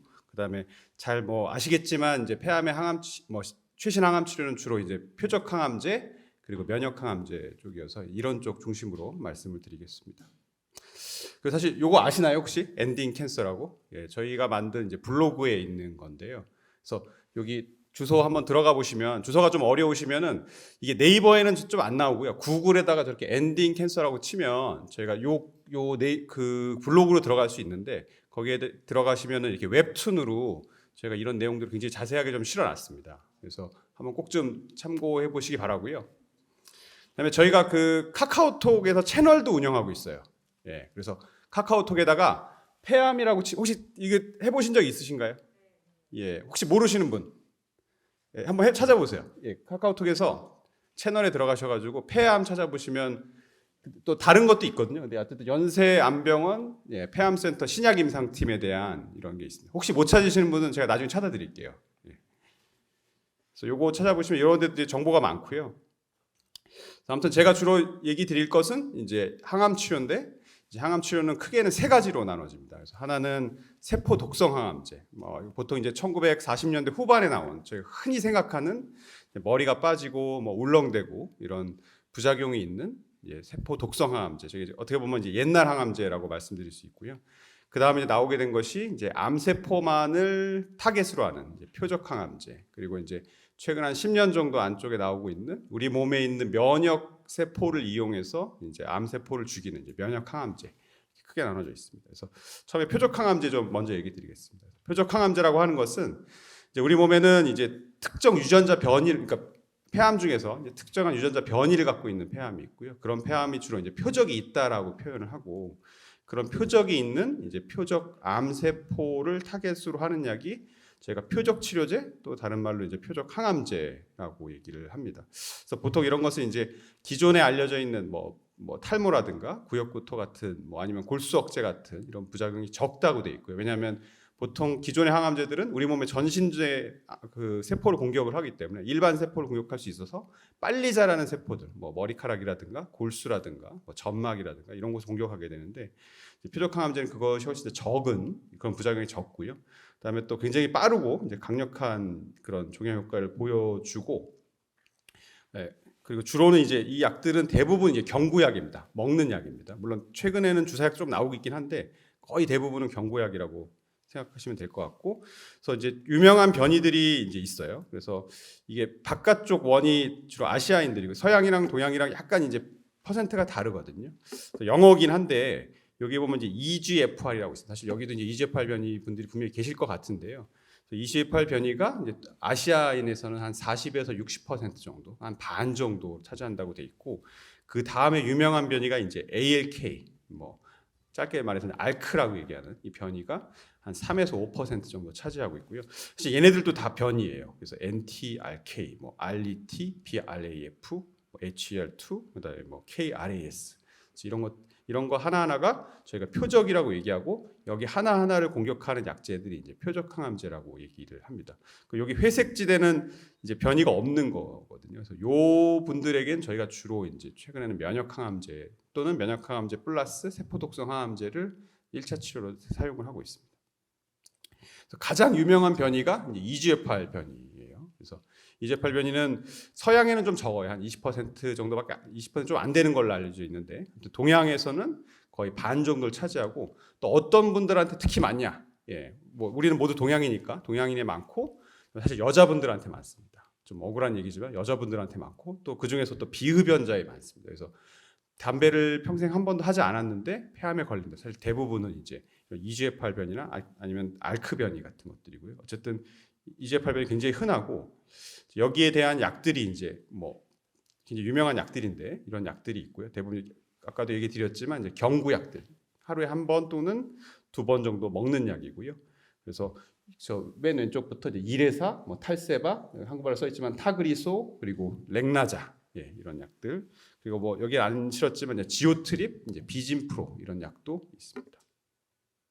그래서 이제 이레사의 효과가 어떠냐? 이제 실제로 이제 표적 항암제를 사용하면 어떠냐? 보면 이 사진을 보면 이쪽에 사실은 이제 물이 많이 차가지고요. 이분 같은 경우에는 폐에 이제 덩어리가 있고 거기에 이제 흉수가 차 있는 경우예요. 그래서 사실 이렇게 되면 사기죠. 흉수가 차 있는 폐암은 사실 사기이기 때문에 이런 굉장히 고령의 70대 후반의 할머니 분이셨고 변이가 있었어요. 변이가 있었고 사실 날짜를 보시면은 2018년 1월 2일이라고 돼 있거든요. 그래서 치료를 굉장히 주저주저 하던 분인데 이제 약제 이레사라는 약을 복용을 하였고 복용을 하면서 요 날짜를 보면 2018년 1월 9일 딱 일주일 만입니다. 일주일 만에 이렇게 물도 거의 감소하고 덩어리도 많이 감소한 것을 볼 수 있어요. 그래서 이걸 보면은 두 가지를 알 수 있습니다. 효과가 굉장히 빨리 나타납니다. 약을 먹었다고 해서 뭐 몇 달 뒤에 효과가 나타나는 것이 아니라 정말 일주일 안쪽에 이렇게 효과가 나타나요. 굉장히 빠른 효과를 나타내고요. 또 병도 뭐 조금 줄어드는 것이 아니라 굉장히 많이 감소하는 효과가 굉장히 빠르고 이제 강력하다 이렇게 말씀드릴 수 있겠습니다. 물론 이제 이런 약이 부작용이 없진 않아요. 부작용이 없진 않고 부작용이 있긴 있는데 사실 이건 좀 심하게 보여지는 것 같고요. 이제 보통 많이 나오는 부작용이 이제 피부의 발진, 주로 이제 여드름처럼 발진이 나고 그다음에 손발톱주에 이렇게 염증이 나타나는데 얼마나 나타나냐? 보통 이레사 같은 약을 복용하시면 전체 환자의 한 반 정도가 피부 발진이 나타나는데 실제로 이렇게 되는 경우는 거의 없습니다. 심하게 되는 경우는 거의 없고요. 심하게 되는 경우 한 1에서 2% 정도로 알려져 있고 어쨌든 전체 환자의 한 반 정도가 발진이 생기지만 거의 대다수 그 발진이 생긴 환자분들의 한 98에서 99%는 그냥 아주 몇 개 정도 나다 만다. 크게 생활에 지장이 없다라고 이렇게 얘기 드릴 수 있겠습니다. 그리고 그래서 뭐 다시 한번 요약을 해보면 일단 일반적인 항암제 부작용이 없고 효과는 굉장히 빠르고 강력하다라고 얘기를 드릴 수 있겠습니다. 그래서 근데 이런 표적 항암제는 뭐 누구나 쓰고 싶어요. 사실은 저희도 이제 치료할 때 환자분이 오시면 표적이 있는지 없는지를 확인하는데 왜냐하면 표적이 있는 분들이 효과가 좋으니까. 근데 표적 항암제는 모든 환자분들 다 듣는 게 아니에요. EGFR 표적 항암제는 EGFR 변이가 있는 환자한테 듣고 ALK 표적 항암제는 ALK 변이가 있는 사람들한테 듣습니다. 그래서 이렇게 나사로 반응, 거의 죽은 자가 다시 일어나는 이런 나사로 반응 같은 경우에는 또 EGFR 변이가 있어야지 이제 이레사를 쓸 수 있겠죠. 이레사나 타세바 같은 약을 쓸 수 있겠죠. 그래서 변이가 있어야지 이런 표적 항암제 쓸 수 있고 그 얘기는 변이가 있는지 잘 찾아내는 게 중요해요. 변이가 있는지 안 찾으면 실제로 그런 약을 쓸 수가 없습니다. 그래서 현재 이런 표적의 종류도 계속 늘어날 거예요. 이게 한 뭐 4, 5년 전에 비해서도 많이 늘어나 있는 상황이고요. 그래서 이게 저희들이 많이 미국에서 만든 거긴 한데 NCCN이라고 하는 저희가 진료 지침이 있거든요. 그래서 이게 가장 최신 겁니다. 2022년에 5번째 판이긴 한데 여기 보면 현재 이제 표적이 되는 유전자가 9개로 나와 있어요. 물론 여기까지 요 밑에 3개는 이제 그 면역 항암제고요. 여기까지 재보면 사실 9개가 넘는데 어쨌든 요게 사실 같은 놈들이거든요. 그죠? EGFR이고 그래서 KRAS, ALK, ROS1, BRAF, NTRK, MET, RET, HER2 이렇게 총 9개의 이제 변이가 존재하고 여기에 이제 약제들이 존재하는 거죠. 그래서 요거는 한번 찍어 놓으셔도 될 것 같아요. 사실 계속 변화할 거긴 한데 이거 약을 제가 좀 정리해 놨거든요. 한국말로 좀 정리를 해 놨고요. 그래서 이제 뭐 EGFR 변이 같은 경우에는 이레사, 탈세바, 지오트립, 뭐 타그리소 이런 약들이 있고요. 그다음에 ALK 같은 경우에는 뭐 예전 약이지만 젤코리, 자이카디아가 있고 최근에는 이제 뭐 알렉센자, 알룸브릭 같은 약을 사용하고 있고 올해 이제 로비큐아라고 하는 약이 또 새로 출시가 됐었고요. ROS1 물론 굉장히 적은 퍼센트긴 합니다. 한 1% 정도, 100명에 1명 정도가 이런 변이를 갖고 있는데 거기 이제 젤코리, 요 똑같은 약이긴 하지만 이런 약이 현재 급여로 사용 가능하고요.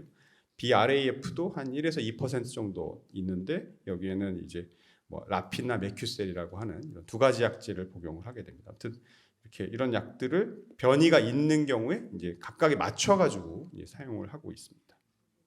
그리고 HER2 변이도 있는데 이건 이제 현재는 이제 미국에서만 승인이 돼 있고요. 아직 한국에서는 미승인되어 있습니다. 아무튼 약제 선택은 그래서 어떻게 한다? ALK 각각의 이제 표적에 맞춰서 한다. 우선은 뭐 EGFR 같은 경우 있으면 EGFR 표적 항암제, ALK가 있으면 ALK 표적 항암제를 사용하고요.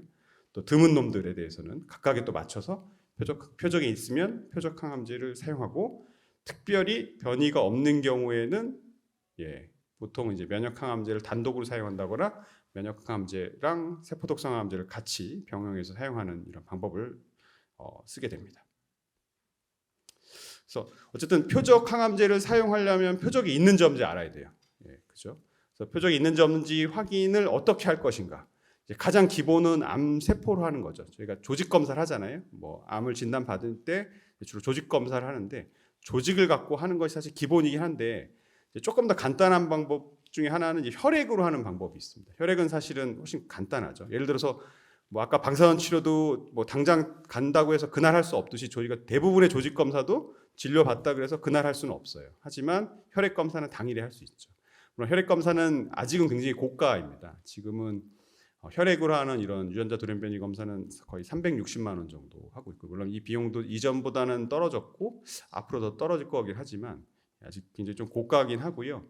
그다음에 정확도도 약간은 떨어지긴 해요. 아무래도 이제 조직에서 검사하는 것이 좀 더 정확하긴 하지만 대안으로 사용을 해볼 수 있고, 정말로 적극적인 치료를 원하신다면 이런 혈액으로 이런 돌연변이 검사를 하는 것도 강력하게 추천을 드립니다. 아무튼 조직이든 혈액이든 저희가 그 돌연변이 검사를 하는데 크게는 두 가지 방법이 있어요. 하나는 아까 그 많은 9가지 변이를 한 가지 검사를 하는 방법이 있고요. 과거엔 이렇게 많이 했고, 최근에는 이제 한꺼번에 하는 방법이 있습니다. 그게 이제 차세대 염기 서열 분석법이라고 하고요. 이제 영어로는 이제 NGS라고 합니다. 요것도 요 단어도 꼭 알고 계시는 게 좋을 것 같아요. NGS라고 하고, 이거는 한꺼번에 뭐 아까 전에 말씀드린 9개의 변이 말고도 거의 뭐 한 300개 이상의 유전자를, 뭐 물론 NGS 종류에 따라 다르지만 보통 300개 정도의 유전자를 이제 같이 검사를 하게 됩니다.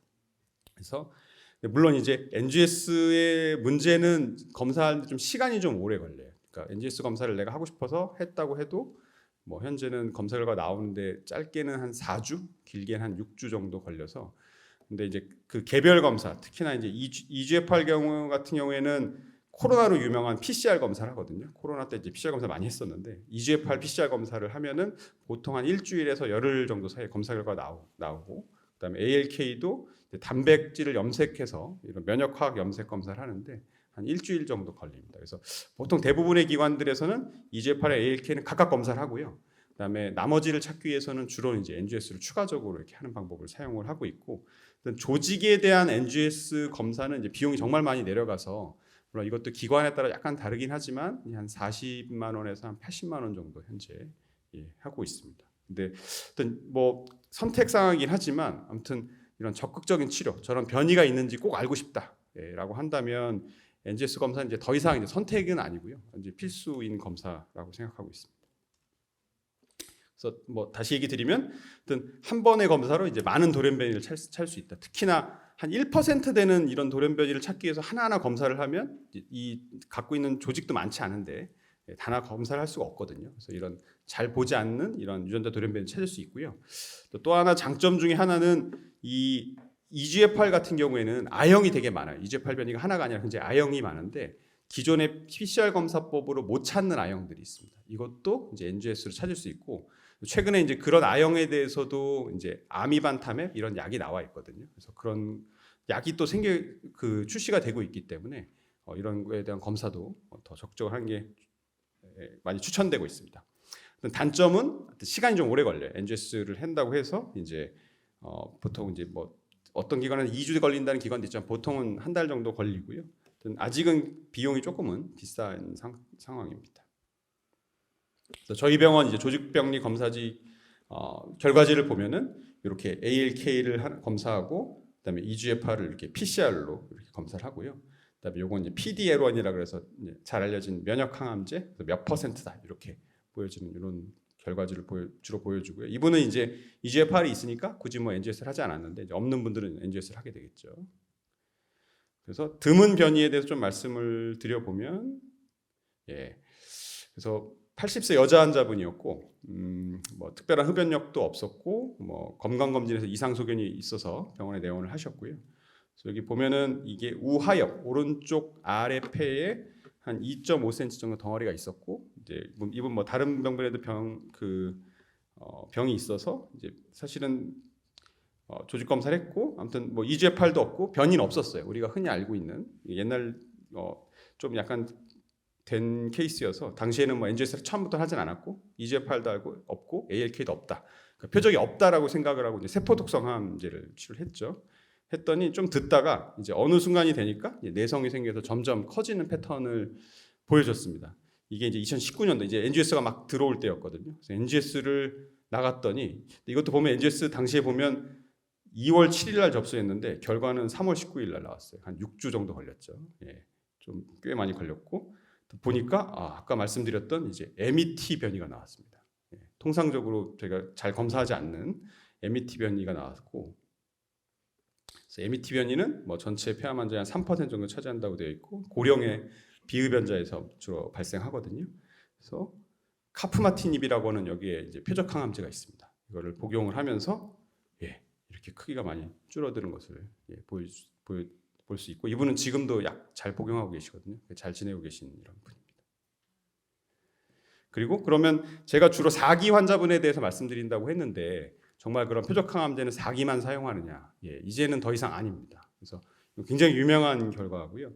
그 2, 3기에 수술을 받은 EGFR 변이 환자분들에게 이제 아까도 수술하고 나서 재발을 많은 분들이 하잖아요. 재발을 방지하기 위해서 표적 항암제를 줘본 거예요. 그 중에서 이제 물론 고가긴 하지만 이제 타그리소를 줬더니 재발률이 이렇게 많이 감소했습니다. 그러니까 이게 밑으로 내려갈수록 안 좋은 건데 요게 그 타그리소군이거든요. 그래서 타그리소군은 2년 있을 때 한 10% 정도 재발을 했고 타그리소를 안 먹은 분들은 거의 56%반 이상이 이렇게 재발을 하였습니다. 그래서 이렇게 재발을 막는 이만큼의 재발을 막는데도 타그리소를 복용을 하는 것이 좋고요. 어쨌든 이 요법은 뭐 국내에서도 현재 사용을 하고 있고 물론 비급여기 때문에 한 달에 한 450만 원 정도 하고 이걸 3년 정도 저희가 복용하라고 이야기하거든요. 굉장히 고가의 치료법이기는 합니다. 아무튼 이런 수술하는 환자에 있어서도 이런 표적 항암제를 사용하고 최근에는 뭐 수술 전 그리고 또 꼭 EGFR뿐만 아니라 뭐 ALK에 있어서도 수술 후에 복용하는 것이 좋지 않을까라고 생각하고 있는데 여기에 대해서는 아직 연구 결과가 나온 건 아닌데 이제 연구를 하고 있는 상황입니다. 그래서 좀 표적 항암제를 정리를 해보면은 표적이 있는 경우에는 이제 표적 항암제가 가장 좋다. 그렇다고 해서 이제 모든 환자분들께서 표적 항암 대상이 되는 건 아니고요. 표적이 있어야지 되기 때문에 표적을 적극적으로 검사를 해야 되고 그다음에 그 검사하는 방법은 이제 NGS고요. 그러니까 통상적으로는 이제 암 조직에서 하고 이제 비용적으로 좀 감당할 수 있으시면 혈액으로 검사하는 것도 도움이 된다라고 말씀드릴 수 있겠습니다. 다음은 이제 면역 항암제 말씀을 드릴게요. 그래서 면역 항암제는 이제 주로 우리 몸 자체는 사실은 암을 공격할 수 있는 그런 뭐 자체적인 기능이 있습니다. 근데 암세포도 영리하기 때문에 우리 몸의 면역 시스템을 이제 피할 줄 알아요. 피하는 방법 중에 하나가 이제 일종의 이제 위장 신분증을 만드는 거거든요. 그래서 PD-L1이라고 하는 위장 신분증을 발행해서 우리 몸에 T세포라고 하는 그 면역세포가 공격하러 올 때 나는 나쁜 놈이 아니야, 나는 착한 사람이야라고 이렇게 보여주는 일종의 위장 신분증을 보여줘서 이런 우리 몸의 면역 체계를 이제 피하는 이런 그런 메커니즘을 사용하고 있는데, 이런 PD-L1이라고 하는 이런 위장 신분증을 억제하는 거예요. 억제하는 걸 억제하는 겁니다. 그래서 주로 이제 주사제고요.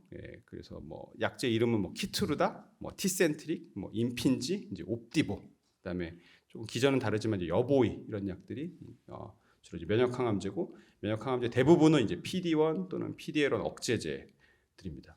이런 약을 개발할 때 이제 공을 많이 세우신 분들은 2018년도에 이제 노벨 의학상도 받으셨고요.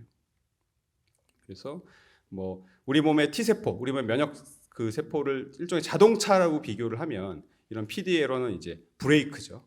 브레이크를 밟으면 우리 몸의 면역 세포가 암 세포를 공격을 못 하겠죠. 그래서 이런 브레이크를 못 밟게 하는 것이 이런 면역 항암제의 역할이라고 할 수 있겠습니다. 그래서 이런 표적 변이가 없는 환자들에게 사용을 하고요. 이건 뭐 예전에 이제 연구들을 보면 사실 이 빨간색만 보시면 되는데, 이제 평균 생존 기간이 과거에 이제 항암제를 사용하였을 때 수많은 연구에 있어서 이게 개월 수인데요. 보면 뭐 9.6, 8.6 이렇게 나오죠. 그거는 이제 평균 생존 기간이 4기 암 환자에 있어서 이제 이 정도밖에 되진 않는다는 얘기입니다. 뭐 9개월, 10개월에 불과했다 이제라는 이야기인데, 이제 면역 항암제가 나오면서 그런 것이 많이 변했고요. 그래서 면역 항암제의 큰 특징 중에 하나는 이제 내성이 잘 생기지 않는다. 완전히 없는 것은 아니지만 내성이 잘 생기지 않는다. 그래서 이게 이제 생존 곡선인데 악성 흑색종에서 여보이라는 약을 썼을 때 이제 사실 이런 분들이 이제 사망하시는 분들이고요. 여기 살아계신 분들인데 이게 36개월째 살아계신 분은 더 문제가 생기지 않고 120개월이면 10년이죠. 10년까지도 장기 생존한다. 즉 내성이 없이 지속적인 반응을 보이기 때문에 장기 생존을 이룰 수 있다라는 것이 이제 면역 항암제의 가장 큰 장점입니다. 그래서 폐암도 정말 그럴 것인가? 우선 이제 2차 치료, 처음엔 이제 뭐 이런 그 면역 항암제가 표준 치료가 아니었기 때문에 한번 세포 독성 항암제 치료를 하고 났을 때 2차 치료로서 기존의 약이랑 이제 비교를 해봤더니 기존의 약인 이제 도시탁셀이라고 하는 약보다 키트루다가 이제 월등히 좋았고 이 그래프가 쭉 이렇게 가는 걸 보면은 굉장히 지속적인 반응을 보이는 것 같아요. 그래서 우선은 2차 치료에 있어서 기존 치료보다 훨씬 더 좋다라고 이렇게 결론이 내려졌고요. 그다음에 뭐 PDL1 발현율 얘기를 아마 의사 선생님들이 좀 하실 텐데 이제 발현율이란 뭐냐면 이제 암세포가 100개 있을 때 우리가 면역 염색을 했을 때 이 암세포 표면에 PDL1이 몇 %나 발현하는가. 그래서 주로 이제 100개 정도를 센다고 하거든요. 암세포 100개가 있을 때 이렇게 염색이 돼 있는 놈이 몇 개냐. 뭐 10개 돼 있으면 10%, 뭐 60개 돼 있으면 60% 이렇게 나타날 수 있겠죠. 그리고 뭐 100%는 아니지만 이렇게 발현율이 높을수록 발현율이 적은 환자보다는 발현율이 높은 환자가 이제 면역항암제 효과가 주로 좋다라고 되어 있습니다. 경향이 있다는 얘기고요. 그렇다고 이제 정말로 0%인 환자가 효과가 하나도 없을 것인가? PDL1 발현율이 100%라고 모두 다 반응이 있을 것인가? 그렇지 않습니다. 100%여도 반응이 없는 환자도 있고 0%여도 반응이 있는 환자도 있지만 그럼에도 불구하고 경향은 어쨌든 높을수록 잘 듣는 걸로 나타나 있다. 여기 이해하시면 되겠고요. 이제 굉장히 그 유명한 연구인데 이제 뭐 키노트 24번이라고 하는 연구입니다. 이 연구는 4기의 비소세포 폐암 환자들 중에서 이제 아까 말씀드린 표적이 없는 환자들, EGFR이랑 ALK가 없는 환자분들 중에서 이제 면역 항암제가 잘 들을 것 같은 환자, 즉 PDL1 발현율이 높은 환자, 50% 이상의 환자분들을 대상으로 해서 기존의 세포 독성 항암제, 기존의 표준 치료랑 그다음에 키트루다를 두 개를 비교한 임상이에요. 비교를 했더니 키트루다가 월등히 좋았습니다. 월등히 좋아서 거의 모든 이런 수치들을 2배 정도로 늘렸고요. 무슨 말이냐면 기존의 그 세포 독성 항암제 평균 생존 기간이 한 13개월이었던 거에 비해서 정말 딱 2배인 26개월. 그다음에 이게 60개월째니까요. 5년인데 5년째 생존율, 5년째 살아계신 분의 비율도 16%에서 32%로 2배 정도 늘렸습니다. 이런 생존율을 2배 정도 늘려서 뭐 이제는 이런 표적이 없는 환자들에 있어서 표적이 없는 4기 비소세포 폐암 환자에 있어서 표준 치료는 무엇인가? 세포 독성 항암제냐? 절대 아니고 면역 항암제라고 말씀을 드릴 수 있겠습니다. 그리고 부작용도 사실은 별로 없는 편이에요. 그래서 보면 이제 영어로 써 있긴 한데 이제 구역부터 뭐 빈혈, 피곤함 이런 것들이 확 차이가 나죠. 이게 세포 독성 항암제고요. 뭐 거의 한 40% 환자분들이 이제 울렁거린다고 느끼시는데 키트루다 같은 경우는 한 10%밖에 느끼지 않고 이렇게 이런 부작용에 있어서 이제 크게 차이가 나는 것을 볼 수 있겠습니다. 그래서 뭐 치료했던 예시를 보여드리면 뭐 4기 폐선암 환자분이었고요. 사실 이분 같은 경우에는 이제 뭐 변이는 없고 그 다음에 발현율은 0%였어요. 이때는 이제 뭐 약이 아마 급여도 안 됐고 이제 예전 이야기이기 때문에 뭐 세포 독성 항암제 여러 차례 사용했습니다. 알림타, 뭐 도시탁셀, 젬자 사용했는데 결국 다 듣지 않았고요. 그래서 옵디보를 사용했더니 이렇게 겨드랑이에 있던 림프절, 그다음에 이런 흉막에 있는 전이 같은 것들이 굉장히 드라마틱하게 감소를 하였고, 뭐 30개월 이상, 뭐 3년 이상 이렇게 반응이 있는 상태입니다. 근데 이제 지금 말씀드린 환자분들은 요 분들이죠. PDL1이 50% 이상이었던 환자분들이고, 사실 요 환자분들의 비율은 전체 비소세포 폐암에서 한 30% 정도 되거든요. 나머지 이 70% 환자분들은 어떻게 할 것인가? 여기에 대해서는 이제 키트루다랑 세포 독성 항암제를 같이 병행하는 이런 임상 연구를 진행을 했습니다. 그러니까 기존의 세포 독성 항암제만 사용하는 것과 세포 독성 항암제 플러스 키트루다까지 같이 주는 거죠. 물론 부작용이 늘어날 것 같은 뭐 이슈는 있겠지만 사용했더니 역시나 이제 여기에 있어서도 뭐 치료 효과는 키트루다 플러스 세포 독성 항암제가 훨씬 더 우월했습니다. 이것도 거의 2배 정도 대부분 이렇게 늘려놨고, 반응률, 암이 많이 줄어드는 사람의 비율도 기존의 약이 한 20%면은 키트루다를 같이 사용한 군은 한 반 정도 되고요. 예. 그리고 중앙 생존값도 10개월 대 22개월, 역시나 2배 이상 이렇게 늘어나는 걸 볼 수 있습니다. 그래서 현재로서는 이제 키트루다 플러스 세포독성 항암제가 완전히 표준이고요. 부작용이 그럼 많이 늘었냐? 예. 키트루다랑 약을 이렇게 많이 쓰면 부작용이 막 늘 것인가? 별로 그렇지 않았습니다. 요게 2가지 정도 항암제를 쓴 거, 그 세포독성 항암제 사용한 거고요. 요 녹색이 키트루다까지 합친 건데 사실은 울렁증 요만큼밖에 늘지 않았고요. 빈혈은 더 적어졌고 피곤한 것도 뭐 요 정도밖에 차이가 나진 않고요. 특히나 이제 뭐 숨이 찬다든가 이런 것들은 뭐 세포독성 항암제랑 키트루다를 병행했더니 병행한 군이 암이 더 줄어서 그런지 더 좋아졌습니다. 기침도 더 줄어들고 피곤함도 더 줄어들고 숨찬 것도 더 줄어들었습니다. 그만큼 이제 부작용도 크게 이제 문제가 되지 않았다라고 말씀드릴 수 있겠고요. 이제 면역 항암제는 이제 뭐 좀 다른 부작용이 있긴 합니다. 우리 몸의 면역 세포를 활성화시키기 때문에 이제 온몸의 면역 반응이 약간 활성화될 수 있어요. 그래서 뭔가 염증들을 일으킬 수 있고 그 중에 이제 대표적인 것이 사실 갑상선 이제 저하증 같은 겁니다. 갑상선염 또 아니면 정말 드물게 뭐 심근면 이런 걸 일으킬 수 있고요. 아무튼 이런 그 여러 가지 염증에 대해서도 저희가 뭐 대부분 경과관찰을 잘 하고요. 계속 거기에 대해서 검사도 해보고 그리고 이렇게 검사를 해보면 이런 부작용도 대부분 이제 경하고 이제 관리 가능하다 이렇게 말씀드릴 수 있겠습니다. 이런 키트루다가 굉장히 오랫동안 역시나 이제 보험 문제가 있었죠. 근데 정말 다행히도 이제 올해 3월부터는 처음부터 키트루다를 단독으로 사용한다든가 키트루다 플러스 세포독성 항암제를 사용하는 것이 이제 급여가 되는 보험이 되는 상황입니다. 정말 다행인 상황이라고 얘기 드릴 수 있겠고요. 아무튼 현재로서는 이제 뭐 키트루다 플러스 세포독성 항암제, 뭐 티센트릭 플러스 세포독성 항암제, 뭐 옵디보 여보이 플러스 세포독성 항암제 아니면은 이제 발현이 높은 경우에는 키트루다를 단독 또는 티센트릭 단독 이런 것도 이제 사용할 수 있고 어떤 이런 그 면역 항암제의 큰 장점은 부작용이 역시 표적 항암제 같이 적고요. 효과도 빠르고 그다음에 내성이 거의 없는 내성이 완전히 없진 않습니다. 거의 없는 지속적인 효과를 보여줘서 장기 생존을 노릴 수 있다는 것이 이제 가장 큰 장점입니다. 그리고 이것도 이제 아까 타그리소 뭐 2, 3기에 사용하는 것처럼 이제 4기에서만 면역항암 사용하냐 이런 질문을 하실 수 있는데 그렇지 않습니다.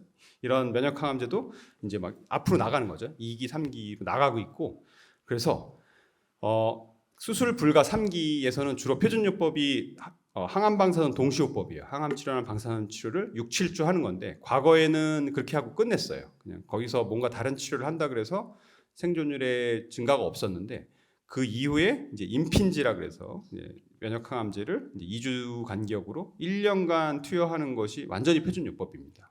그리고 보험은 이제 PDL은 발현이 1% 이상이어야 되는데 아무튼 이게 완전히 표준요법으로 나와 있고요. 그다음에 수술 전 재발률 감소를 위해서도 사용을 할 수가 있어요. 그래서 2, 3기 폐암에서 수술 전에 이제 옵디보랑 세포독성 항암제 이제 3주마다 들어가고 그걸 3번 한 9주 정도 치료를 한 다음에 수술을 하면 재발률을 확연히 더 감소시키는 걸로 되어 있고요.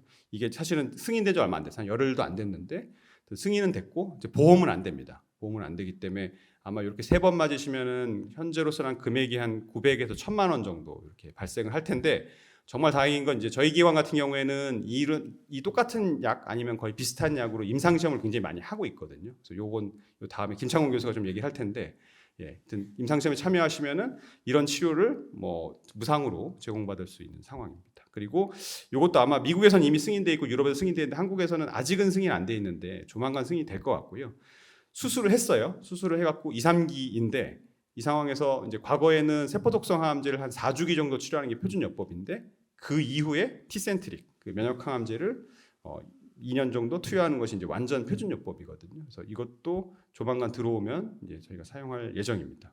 아무튼 처음에 들어오면 역시나 이제 보험은 되진 않을 거예요. 그래서 이런 것도 그래서 면역 항암제도 역시 4기에서만 사용하는 것은 아니다. 2, 3기에도 사용할 수 있다. 라고 얘기 드리고 싶습니다. 또 정말 많이 받는 질문 중에 하나가 이제 표적이 뭐 이재팔뿐만 아니라 뭐 표적이 있는 분들이 있어요. 그래서 표적 항암제를 뭐 몇 년 동안 굉장히 잘 복용하고 계신데 저희가 이제 이렇게 면역 항암제 강의도 많이 하고 뭐 기사에도 많이 나오니까 이제 여기에 대해서 궁금해하시는 분들이 많아요.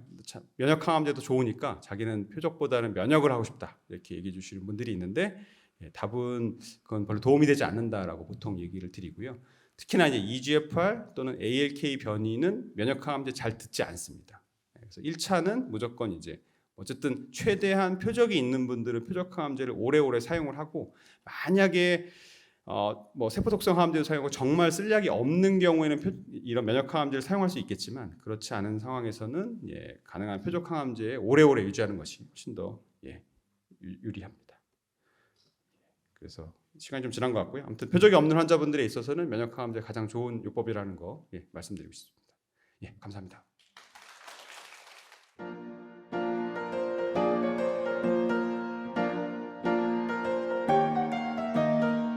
네, 안녕하세요. 소개받은 김상곤입니다. 어느덧 이제 또 마지막 시간이 되어서요. 저희는 최신 이제 연구들 중심으로 조금 다뤄볼 수 있고, 그다음에 또 여기서도 또 많은 도움 받으셨으면 좋겠습니다. 먼저 이제 저희가 오늘 제가 맡은 파트가 이제 폐암 신약 그리고 진행 중인 임상 시험에 대한 파트인데요. 저희가 환자분들께서 이제 제가 진료 현장에서 임상 연구 참여에 대해서 같이 논의를 하면서 받는 가장 많은 질문 중에 하나가 임상 연구에 참여하는 것이 과연 도움이 되나요? 이렇게 여쭤보시는데요. 이제 NCCN이라 그래서 미국에 있는 종합암 네트워크에서 이제 권고하는 가이드라인인데, 이게 현재 저희가 제일 많이 참고하는 치료 이제 지침이 되겠습니다. 이제 이 지침상에서도 어떻게 기술이 되어 있냐면, 암 환자에 대한 최선의 치료는 임상 시험이라고 믿고 있고, 그리고 임상 시험 참여를 특히 적극적으로 권장을 한다고 말씀을 주시고 있습니다. 그래서 오늘 이 임상 연구들이 어떤 것들이 있고 또 어떤 도움들이 실질적으로 되는지 환자분들과 같이 고민해보고 또 살펴보는 시간을 갖도록 하겠습니다. 이제 폐암 치료도 많이 다양해지고 병기에 따라서도 치료 방법이 많이 다양한데요. 저희가 수술 전후에 어떤 이제 치료들이 있고 또 임상 연구 중에는 어떤 것들이 있어서 환자들에게 도움이 되는지, 그리고 3기 항암 방사선 치료 진행 시에 어떤 것들이 있는지, 그리고 4기 환자들 고식적 항암 치료 진행 시에 어떤 연구들이 진행이 가능하고 또 어떤 도움이 되는지 알아보도록 하겠습니다. 우선 수술 전 항암 치료에 대해서 조금 먼저 살펴보도록 하겠습니다. 예전에 이제 저희가 무기들이 많지 않았을 때는 세포독성 항암제를 사용하거나 아니면 혹은 세포독성 항암제랑 방사선 치료를 같이 하면서 사이즈를 줄인 다음에 이제 수술을 하는 경우들도 종종 있었습니다. 그런데 최근에 어떤 연구들이 있냐면 면역 항암제를 같이 하는 것들이 도움이 되는지에 대한 연구가 있어서 그 연구 결과부터 간단히 살펴보도록 하겠습니다. 체크메이트 816 연구라는 연구인데요. 이제 이 연구는 1기 후반부에서 3기 초반부까지 환자의 대상으로 이제 옵디보라는 면역 항암제와 항암 치료를 3번 같이 하는 거, 그리고 기존의 일부의 환자들에서 사용되었던 표준 치료였던 항암 치료를 3번 한 다음에 수술했던 환자들의 결과에 대해서 살펴봤습니다. 이 연구에서 살펴보려고 했던 점은 과연 세포독성 항암제 이후에 면역 항암제를 수술 전에 더하는 게 환자들에게 도움이 되는지 살펴보고자 했습니다. 이제 이 연구 결과를 간단하게 살펴보자면, 면역 항암제 병용을 했을 때 이렇게 아까 생존 곡선 보셨을 때 밑으로 떨어져 있는 건 좋지가 않은 거고 위로 올라올수록 좋은 건데, 면역 항암제를 쓰지 않았을 때보다 같이 병용을 했을 경우에 생존 확률이 약 30% 증가한다는 것을 알려주고 있고요.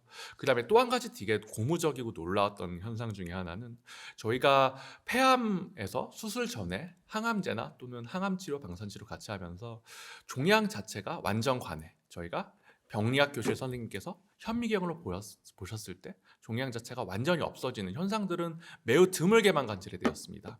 그런데 이제 이 연구에서 보면 이제 2% 정도의 환자에서만 관찰되니까 100명을 치료하면 한두 명 정도의 환자에서만 종양의 완전 관해가 관찰이 되었는데, 놀랍게도 면역 항암제를 병용을 했을 때는 24%, 20배 정도 종양의 완전 관해가 되는 확률이 늘어난다는 점을 알 수가 있었습니다. 그래서 저희가 이 연구 결과를 기반으로 현재 이제 수술 전에 면역 항암제와 항암 치료를 복합 사용하는 것이 비급여로 11월 달에 최근에 며칠 전에 승인이 되었습니다. 그래서 한번 또 수술 이후에는 어떤 것들이 있는지 좀 살펴볼 건데요. 이제 이건 어떤 연구이냐면 인파워 010이라는 연구고, 이 연구는 완전 절제가 진행된, 즉 수술 전에 아무런 치료도 받은 경우는 아닙니다. 이제 완전 절제가 진행된 환자들을 대상으로 세포독성 항암 치료 이후에 테센트릭이라는 면역 항암제를 1년 투약하거나 아니면 그냥 기존의 표준 치료였던 경과 관찰하는 환자들의 치료 결과를 비교를 하였습니다. 이 연구에서 살펴보려고 했던 것은 이제 수술 이후에 완전 절제가 됐을 때 면역 항암제를 사용하는 것이 도움이 되는지에 대해서 살펴본 건데요. 역시나 이제 도움이 됐습니다. 수술 이후에 면역항암제를 사용하는 것이 재발 방지 그리고 생존 확률을 올리는 데 확실한 도움이 되었고, 구체적인 수치를 말씀드리자면 재발 및 사망 확률을 20% 감소시키는 걸로 되어 있었습니다. 그래서 저희가 몇 가지 이슈들이 있게 됐을 텐데요. 이제 그렇다면 한국에서 수술 전 면역항암제 사용이 가능한지, 그리고 수술 후 면역항암제 사용이 가능한지, 수술 전 면역항암제를 사용했다면 예컨대 1번에 해당이 되어서 수술 전 면역항암제를 사용했다면 수술 이후에는 어떤 치료를 받아야 되는지, 이런 이슈들이 좀 궁금하실 것 같습니다. 수술 전 면역항암제 사용은 며칠 전에 이제 식약처에서 승인이 되었습니다. 즉 절제 가능한 비소세포 폐암에서 바로 절제를 하는 것, 또는 바로 절제하기 전에 항암치료 방사선 치료 또는 항암치료 단독으로 하는 것보다는 우리가 면역항암제를 병용을 했던 게 효과가 좋았기 때문에 수술 전에 면역항암제와 세포독성 항암치료를 병행하는 것이 이제 생존에 유리한 것이 입증이 되어서 이제 식약처에서도 비급여 승인을 하였고, 저희가 3주기 진행하는데 한 900에서 1000만 원 정도 사용한다고 말씀을 주셨고요, 홍민희 교수님께서. 그렇다면 수술 후의 면역항암제 사용은 아직은 한국에서 식약처 승인이 되지 않아서 불가능합니다. 그리고 1번에 해당이 되어서 수술 전에 면역항암제, 세포독성 항암제를 잘 치료를 받고 수술을 했다면 그 이후에는 어떤 치료를 해야 되는가, 이런 것들은 사실 아직까지는 이제 다뤄지지가 않은 분야여서 저희가 이것들에 대해서 도움을 드릴 수 있는 연구가 하나 있어서 먼저 좀 소개를 해드리려고 합니다. 이 연구는 스카이스크래퍼 05라는 연구가 되겠고요. 2기 그리고 3기 초반에 해당되는 환자들을 대상으로, 그리고 일부분의 3기 B 환자들을 대상으로도 진행이 되고 있는 연구인데요. 우리가 백금제제 기반 화학요법, 세포독성 항암제죠. 세포독성 항암제와 테센트릭이라는 면역항암제, 그리고 티라골루맙이라는 테센트릭 효과를 조금 더 좋게 해줄 수 있는 면역항암제를 병용을 하였을 때 도움이 되는지 이제 알아보는 연구가 되겠습니다. 이 연구의 장점은 어떤 게 있냐면, 저희가 아까 수술 전에 세포독성 항암제, 면역항암제를 병용하는 연구가 있어서 이제 그 연구 결과를 바탕으로 이제 식약처 승인했다고 말씀드렸는데, 그 연구는 수술한 이후에는 어떤 치료받아야 될지 환자들에게서 규정이 되지 않은 연구입니다. 그렇지만 당연히 저희가 생각할 수 있듯이 수술 전에 면역항암제를 받아서 효과가 좋았다, 그러면 수술 후에도 면역항암제를 적어도 1년 유지하는 것이 도움이 될 수가 있겠다고 생각을 할 수가 있는데, 그 연구에서는 그런 점까지는 다루진 못했습니다. 그렇지만 이 연구에서는 수술 전에 면역항암제 투약의 기회를 가질 수 있을 뿐만 아니라 수술 이후에도 효과가 있는 면역항암제를 1년 유지를 할 수 있는 그런 기회를 갖게 되는 좋은 연구가 될 것 같습니다. 그다음에 또 다른 한 가지는 저희가 미라클이라는 아주 좀 좋은 연구인데요. 이것도 이제 수술 전에 임핀지라는 면역항암제가 있는데, 이 면역항암제를 한 번 투약하고 수술을 하고 그 다음에 이 면역항암제를 저희가 1년 유지할 수 있는 그런 요법의 면역항암제 임상 연구도 있습니다. 그리고 이제 수술 전후까지 면역항암제 투약의 기회를 가질 수가 있는 게 장점이고, 또 이 연구의 장점 중에 하나는 이 연구는 수술 전에 저희가 면역항암제를 일단 한 번 투약하고 수술하시기 때문에 수술 스케줄이 간혹 가다가 조금 뒤로 밀리는 것들, 혹은 간혹 가다가 이제 면역항암제, 세포독성 항암제를 하는데도 반응이 아주 좋지 않은 환자분들이 있을 경우에는 이제 수술 시기에 대해서 걱정들이 많으실 텐데, 이 연구는 수술까지의 기간이 짧은 장점이 있기 때문에 또 좋은 연구가 될 것 같습니다. 그리고 수술 후에 표적 치료제들 사용의 의미에 대해서 좀 간단하게 살펴보겠습니다. 아다우라라는 연구를 제가 간단하게 설명을 드릴 건데요. 이 연구는 1기 B에서 3기 A까지 폐암 환자에서 수술적 치료 이후에 표적 치료제, EGFR에 대한 표적 치료제인 타그리소를 3년간 복용하거나 아니면 복용하지 않은 환자들의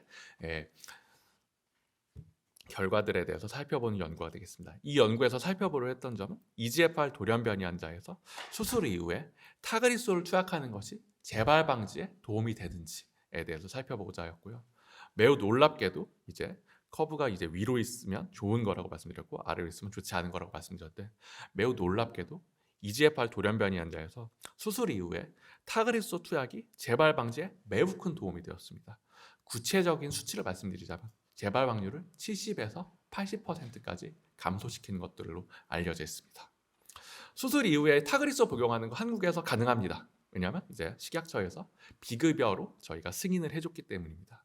근데 이제 타그리소 약값 고려하고, 그리고 저희가 3년 동안 치료받는 약이거든요. 그래서 그런 시기를 고려하면 실제로 가능할까? 사실 의사인 저도 이게 좋은 약인지는 알고 있지만, 제가 만약 이 상황에 처한다면 실제로 가능할까? 사실 저도 좀 쉽지 않은 그런 상황에 있을 것 같습니다. 그래서 이제 많은 신문 기사들이 사실 있었어요. 비싼 약값 때문에 타가리소가 너무 고가의 약이다 보니까 실제로 제네릭 같은 것도 방글라데시나 인도 같은 데서 생산이 되는데 불법 카피약 같은 거 찾는 환자들도 저도 종종 의료 현장에서 좀 안타깝지만 좀 보게 됩니다.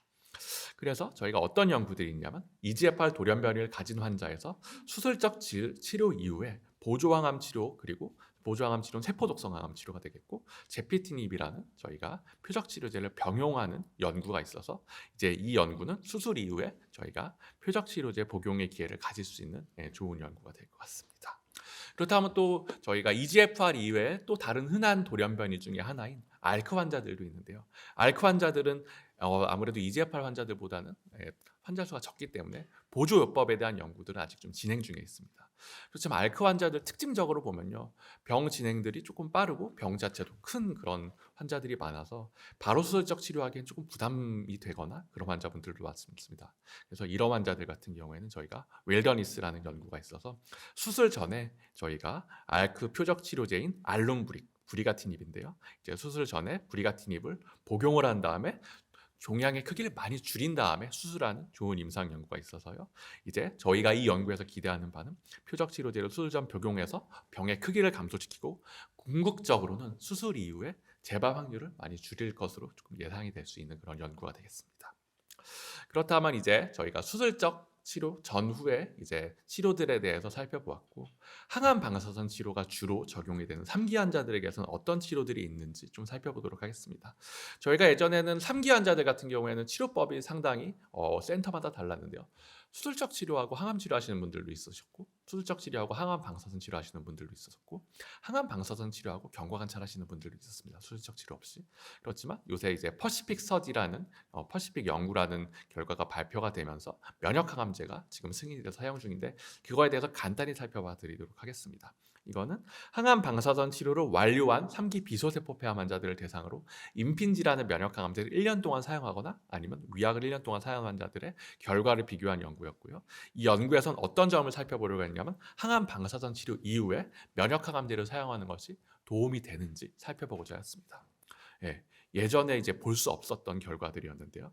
이제 5년 생존율 같은 경우도 이제 임핀지 사용하였을 경우에는 약 한 50% 환자에서 5년 생존이 보고가 되어 있었고요.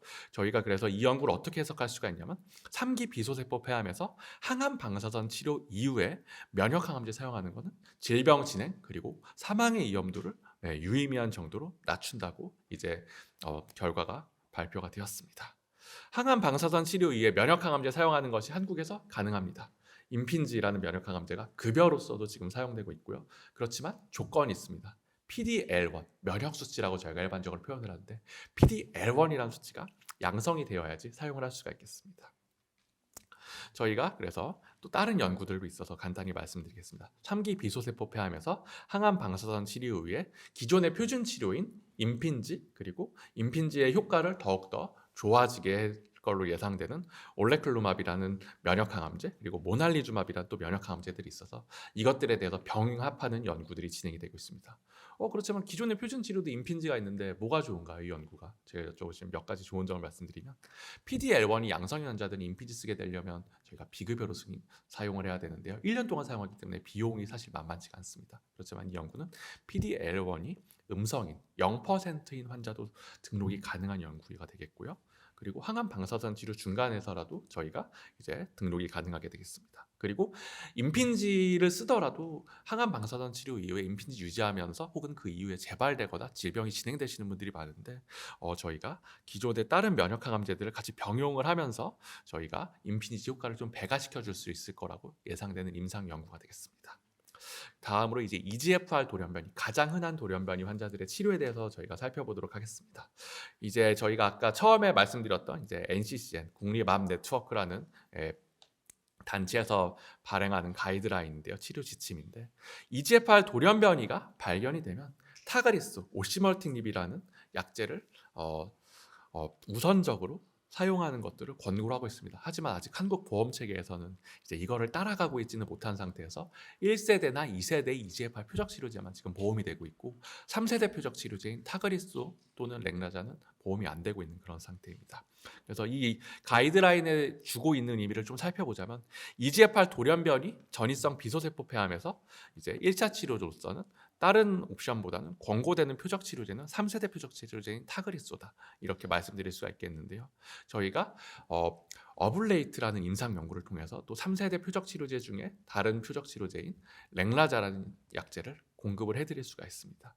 이 연구는 어떤 연구이냐면 환자들이 렉라자를 기본적으로 제공을 받고 렉라자와 방사선 치료를 병용하는 것이 도움이 되는지에 대해서 살펴보는 연구인데요.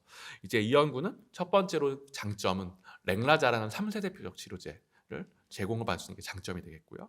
그다음에 두 번째로 방사선 치료군에 배정이 되면 또 국소 치료의 기회도 같이 갖게 되는 그런 장점이 있겠습니다. 현재 렉라자는 아직 1차 치료는 아직 승인을 받지 않은 상태이기 때문에요. 저희가 이 연구 통해서 이제 렉라자 1차 치료로서 환자분들에게 또 도움을 드릴 수 있을 것 같습니다.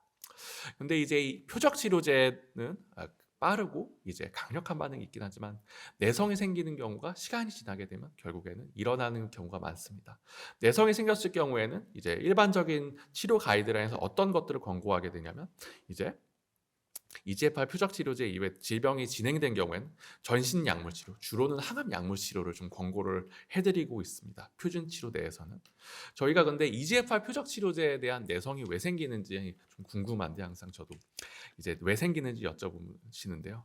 이제 EGFR 표적 치료제에 대한 내성은 매우 다양합니다. 환자마다도 다르고 한 환자 내에서도 예컨대 목에 내성이 생긴 경우 그리고 폐에 내성이 생긴 경우 이럴 경우에 이제 내성 기전이 다른데요. 저희가 그래서 정리를 하자면 다양한 기전에 기인합니다. 그래서 저희가 다양한 기전에 대해서 어떤 기전에 의해서 내성이 일어나는지 알아보고 그 내성 기전을 같이 표적 치료제를 병용을 함으로써 환자분들에게 도움을 드릴 수 있는 연구를 진행을 하고 있고 저희가 옛날에도 이제 손자병법에 지피지기, 백전불태 이런 이제 말들이 있는데 왜 내성이 생겼는지 파악을 한 다음에 저희가 맞춤형 치료를 제공하고 드릴 수 있는 그런 좋은 임상 연구가 되겠고 그리고 내성 기전이 분명치 않을 경우에는 면역항암제 병용 치료의 기회도 받을 수 있기 때문에 좋은 연구가 되겠습니다.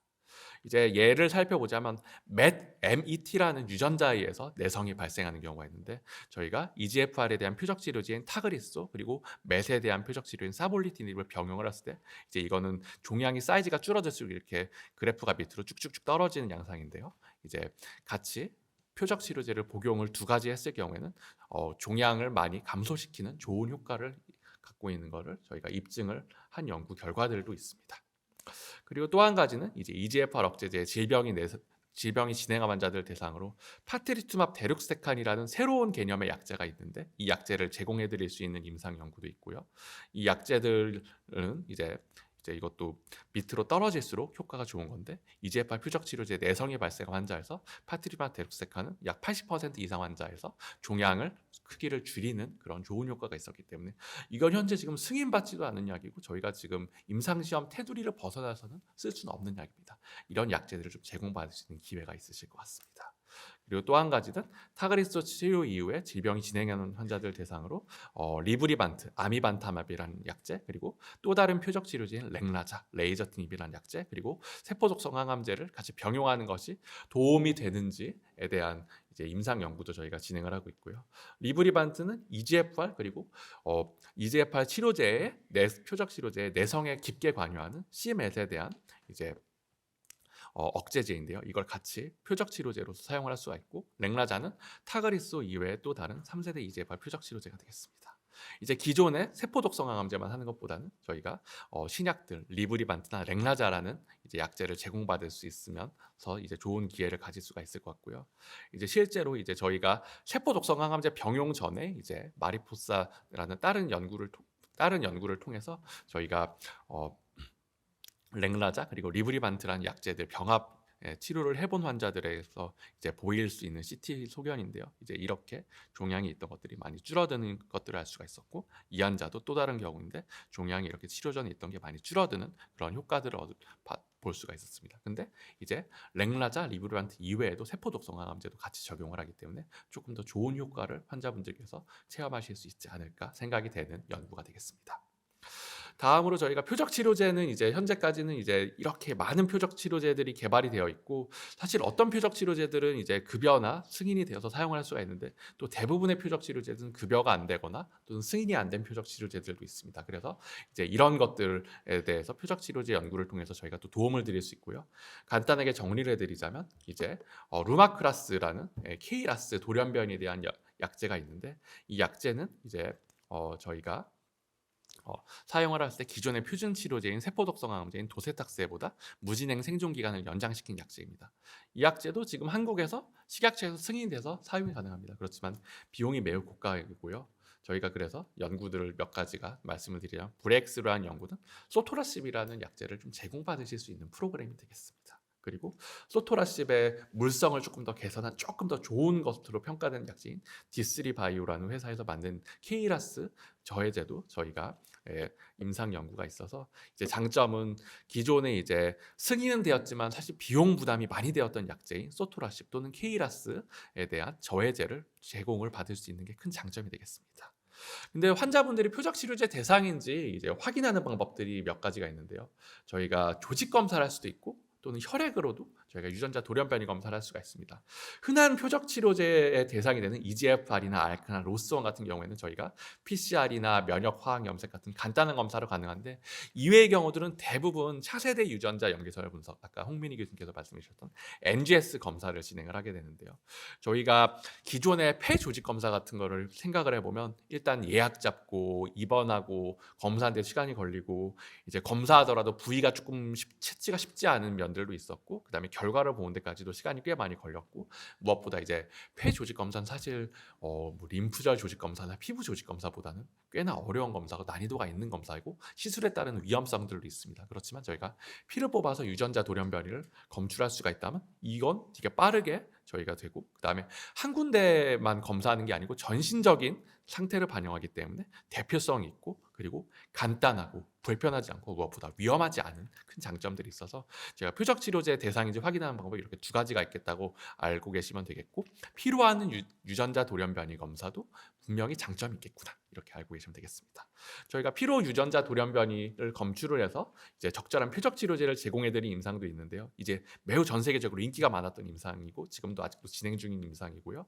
저희가 미국이나 해외로 이제 피를 뽑아서 환자분들 이제 혈액을 보내면 거기서 유전자 돌연변이 검사를 무상으로 해주십니다. 그래서 만약에 표적 치료제 대상이 되는 유전자 돌연변이가 있을 경우에는 저희가 해당 유전자가 검출된 표적 치료제 제공을 받을 수가 있게 되고, 어떤 유전자 돌연변이는 이제 여기에는 다루지가 않는 유전자 돌연변이가 있는데, 그래도 그 결과가 환자분들에게 제공이 돼서 나중에 혹시나 추후에 표적 치료제도 대상이 되면 그 결과를 좀 참고해 볼 수 있는 그런 좋은 연구가 있어서 또 비페스트라는 연구도 좀 소개를 해드리고 싶습니다.